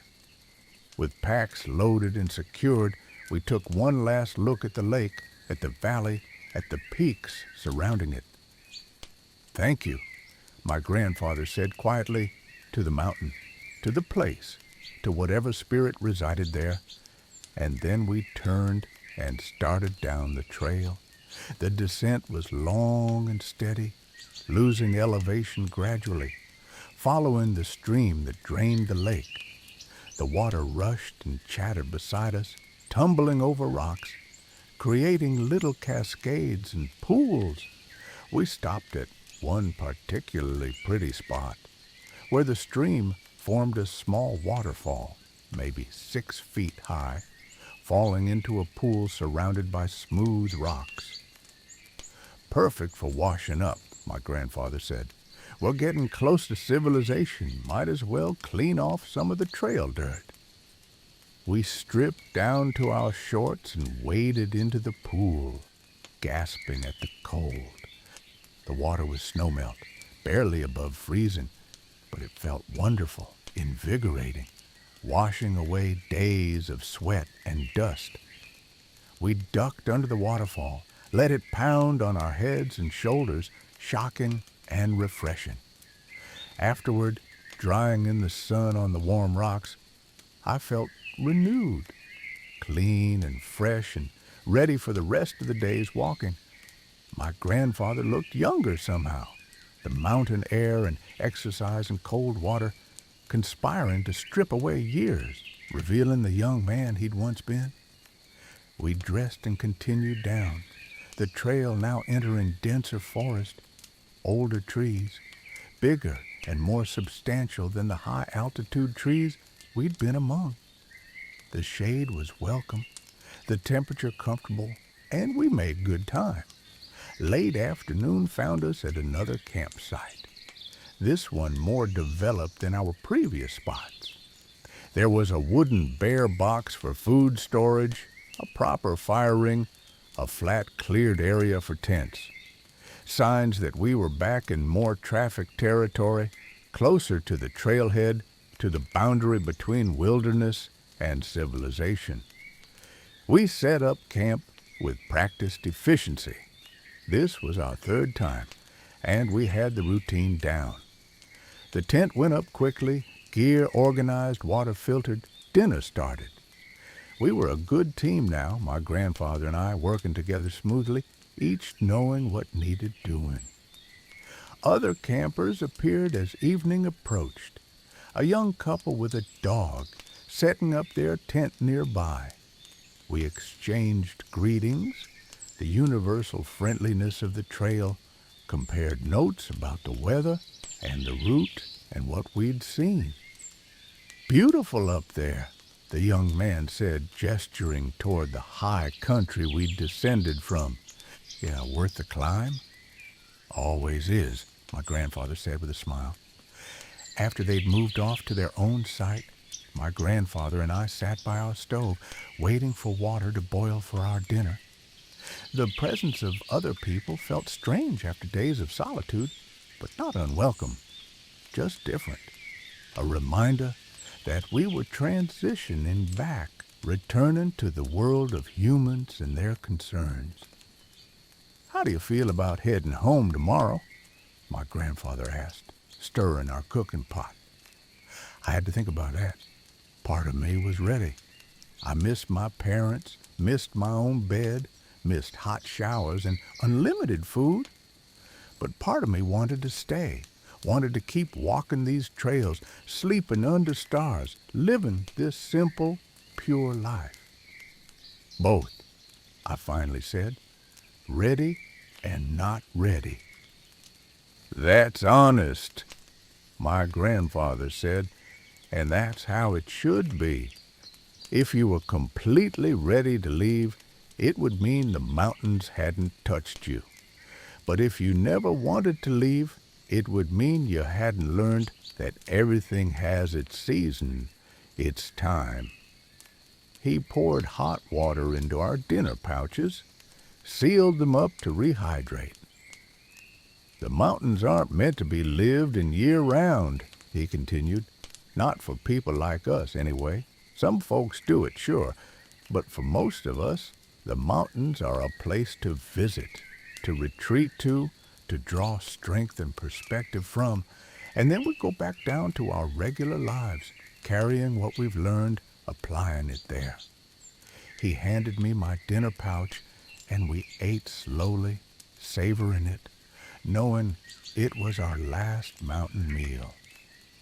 What you've learned up here, he said between bites, about patience and persistence, about being present, about respecting nature and your own limits, about finding joy in simple things, that's not just mountain knowledge. That's life knowledge. You take it home with you, you use it in school, in your relationships, in whatever you do. The mountains are the classroom, but life is where you apply the lessons. After dinner, we built one last fire, a small one, just for the comfort and ritual of it. We sat close to it as the evening cooled, watching the flames dance, listening to them pop and crackle. The other campers had their own fire, and we could hear their voices occasionally, soft and distant, not intrusive. The stars came out, brilliant as always, and my grandfather pointed out a few more constellations, teaching me their names and stories. Cygnus the swan, flying along the Milky Way, Lyra the lyre, with bright Vega shining blue-white, Aquila the eagle, with Altair marking its eye. Navigation stars, he said. For centuries, people used these stars to find their way. Sailors at sea, travelers on land, everyone looked up and found their direction by the stars. We don't need to anymore. We have compasses and GPS and all sorts of technology. But it's still good to know the sky, still good to look up and see the patterns, feel connected to all those generations of people who looked at these same stars. As the fire burned down, my grandfather became quieter, more reflective. I could tell he was feeling the end of the trip approaching, the return to regular life, the close of this chapter. "I'm getting old," he said after a long silence, staring into the cold. "These mountains, they're getting harder for me. My knees aren't what they were. My back gives me trouble. My breath comes shorter. This might be my last time up in this high country." The words hit me like a stone. The thought of my grandfather not being able to do this anymore, not being able to climb into these mountains he loved, it felt wrong, sad, unacceptable. "But you know what?" he continued, looking over at me, his eyes catching the firelight. "That's all right, because I got to do it one more time, and I got to do it with you. I got to share these mountains with you, got to see you learn from them, got to watch you fall in love with them the way I did when I was young, and that's everything. That's what it's all about." He poked at the fire with a stick, his movement slow and deliberate. "We all get old if we're lucky," he said. "Our bodies slow down, our abilities diminish. That's not sad. That's just the way things work. What matters is what we do with the time we have, how we spend our strength while we have it, what we pass on before we can't anymore." He looked at me directly, his gaze intense. "I brought you up here to teach you about mountains," he said. "But more than that, I brought you up here to teach you about life, about working hard for things that matter, about being comfortable with discomfort, about respecting forces bigger than yourself, about finding joy in simple things, about being present, about patience and persistence and wonder. He paused, collecting his thoughts. But mostly, he continued, his voice getting softer, I brought you up here to give you memories. Memories of time we spent together, of things we did together, of lessons learned together. Because I won't always be here. None of us will. But memories last. Love lasts. What we pass on to each other, that lasts. Tears were building in my eyes, my throat tight. I didn't want to think about my grandfather not being here, didn't want to imagine a world without him in it. Don't be sad, he said gently, seeing my face. This is how it should be. The old teach the young, pass on what they know, and then step aside to make room. And the young grow up and become the old, and they teach the next generation, and on it goes. It's beautiful, really. It's how knowledge and wisdom and love survive, how they continue. He put his arm around my shoulders, pulled me close. When I'm gone, he said, you'll remember this trip. You'll remember these mountains. And you'll come back here maybe with your own children or grandchildren, and you'll tell them about me, about what I taught you. And in that way, I'll still be here, not in body, but in memory, in lesson, in love. That's immortality, the only kind that really matters.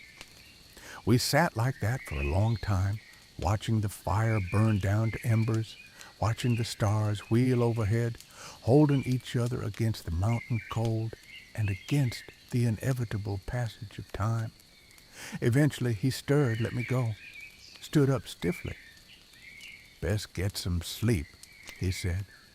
Tomorrow we hike out, and your parents will be waiting.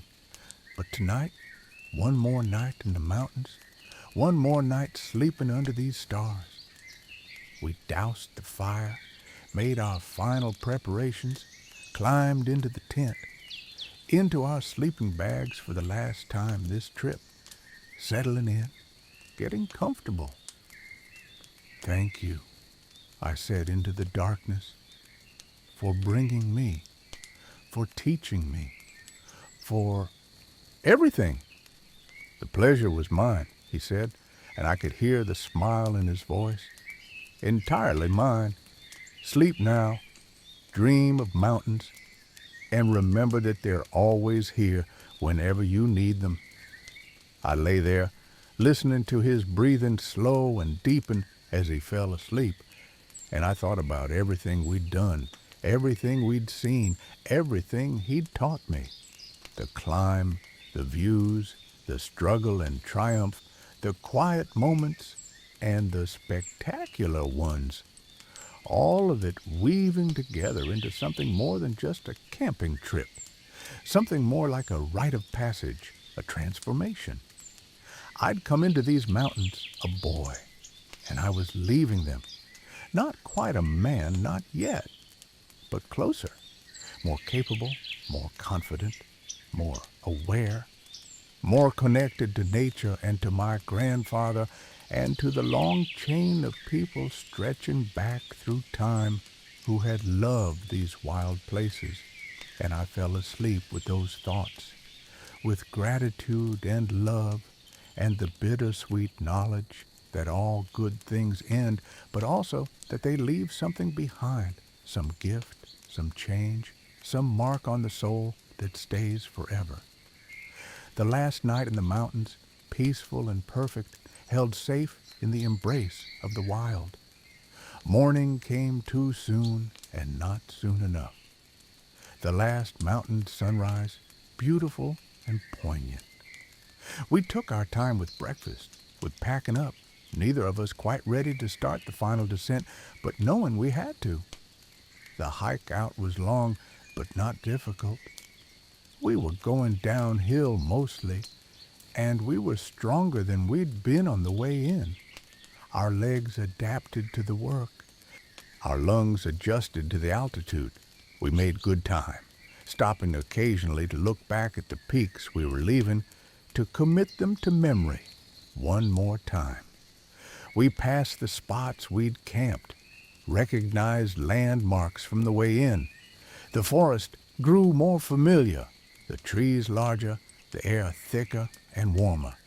And finally, in the early afternoon, we saw it through the trees ahead, the parking lot, the trailhead, the trucks and cars of civilization.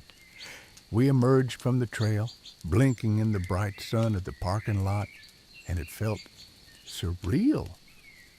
After days in the mountains, the presence of vehicles and people and the smell of gasoline seemed foreign, almost jarring. My grandfather's truck was where we'd left it, dusty but unchanged.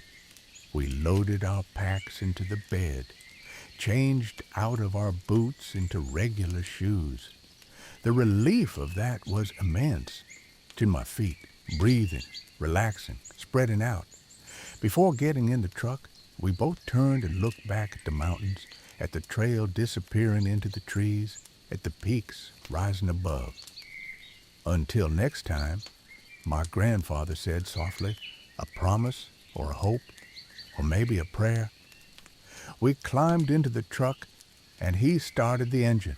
It coughed and turned over, and we pulled out of the parking lot onto the road, beginning the drive back down to the valley, back to home, back to regular life. The drive passed in comfortable silence, both of us lost in our own thoughts, processing the journey, reluctant to leave it behind by talking about it too much. The mountains grew smaller in the rearview mirror, the distance increasing, the separation beginning. But I realized something as we drove. The mountains weren't really getting smaller or farther away. They were in me now, part of me, woven into my cells and my memories and my understanding of the world. I was bringing them home with me, carrying them in my heart. My grandfather was right. We'd always have this. These days we'd spent together, these lessons learned, these moments shared, they were ours forever. Couldn't be taken away, couldn't be diminished by time or distance. When we pulled up to my house, my parents were waiting on the porch, and they came down to meet us. My mother hugged me tight, longer than usual, and I could feel her relief that I was home safe. My father shook my hand, then pulled me in for a hug too, proud and glad. How was it? They asked, and I tried to explain, tried to capture it in words, but I couldn't quite.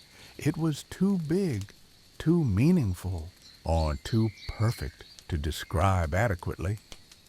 Life-changing, I finally said, and my grandfather smiled. We unloaded my gear, said our goodbyes. My grandfather hugged me, held me close. Remember, he whispered, remember the mountains. Remember what they taught you. Remember that you can do hard things. Remember that you're stronger than you think. I will, I promised. I'll never forget. And I haven't, dear one, all these years later, decades now, I've never forgotten that trip with my grandfather into the mountains, those days we spent together in the high country, the lessons he taught me, the love he showed me. It's all still vivid, still meaningful, still guiding me. He was right about it being his last time in that high country. His health declined over the next few years, and he never made it back up into those peaks. But he didn't seem sad about it. He'd done what he needed to do, taught what he needed to teach, passed on what needed passing on. He died peacefully a few years after our trip, and at his funeral I spoke about the mountains, about what he'd taught me there, about the gift he'd given me, and I promised out loud in front of everyone that I'd carry on the tradition, that I'd take my own children and grandchildren into those mountains when the time came, that the chain would continue, and I have. I've been back to those mountains many times over the years, sometimes alone, sometimes with friends, often with my children as they grew up, now with my grandchildren. Each trip is different, but also the same. The mountains offering their gifts of perspective, peace, and challenge. And every time I'm there, I feel my grandfather with me. Hear his voice in the wind, see his face in the clouds, feel his presence in the solid rock beneath my feet. He's there, in a way that matters, in a way that's real. The mountains hold memory, you see. They hold the echoes of everyone who's ever walked their trails, loved their beauty, learned their lessons. And in walking those same paths, we connect with all those who came before, all those who will come after. We're part of something larger than ourselves, something ancient and ongoing and beautiful. So rest now, dear one. Let these memories of mountains wash over you like a gentle stream. Let them carry you into peaceful sleep, into dreams of high places and wide skies, and the love that passes between generations. You're held safe, just as I was held safe in those mountains.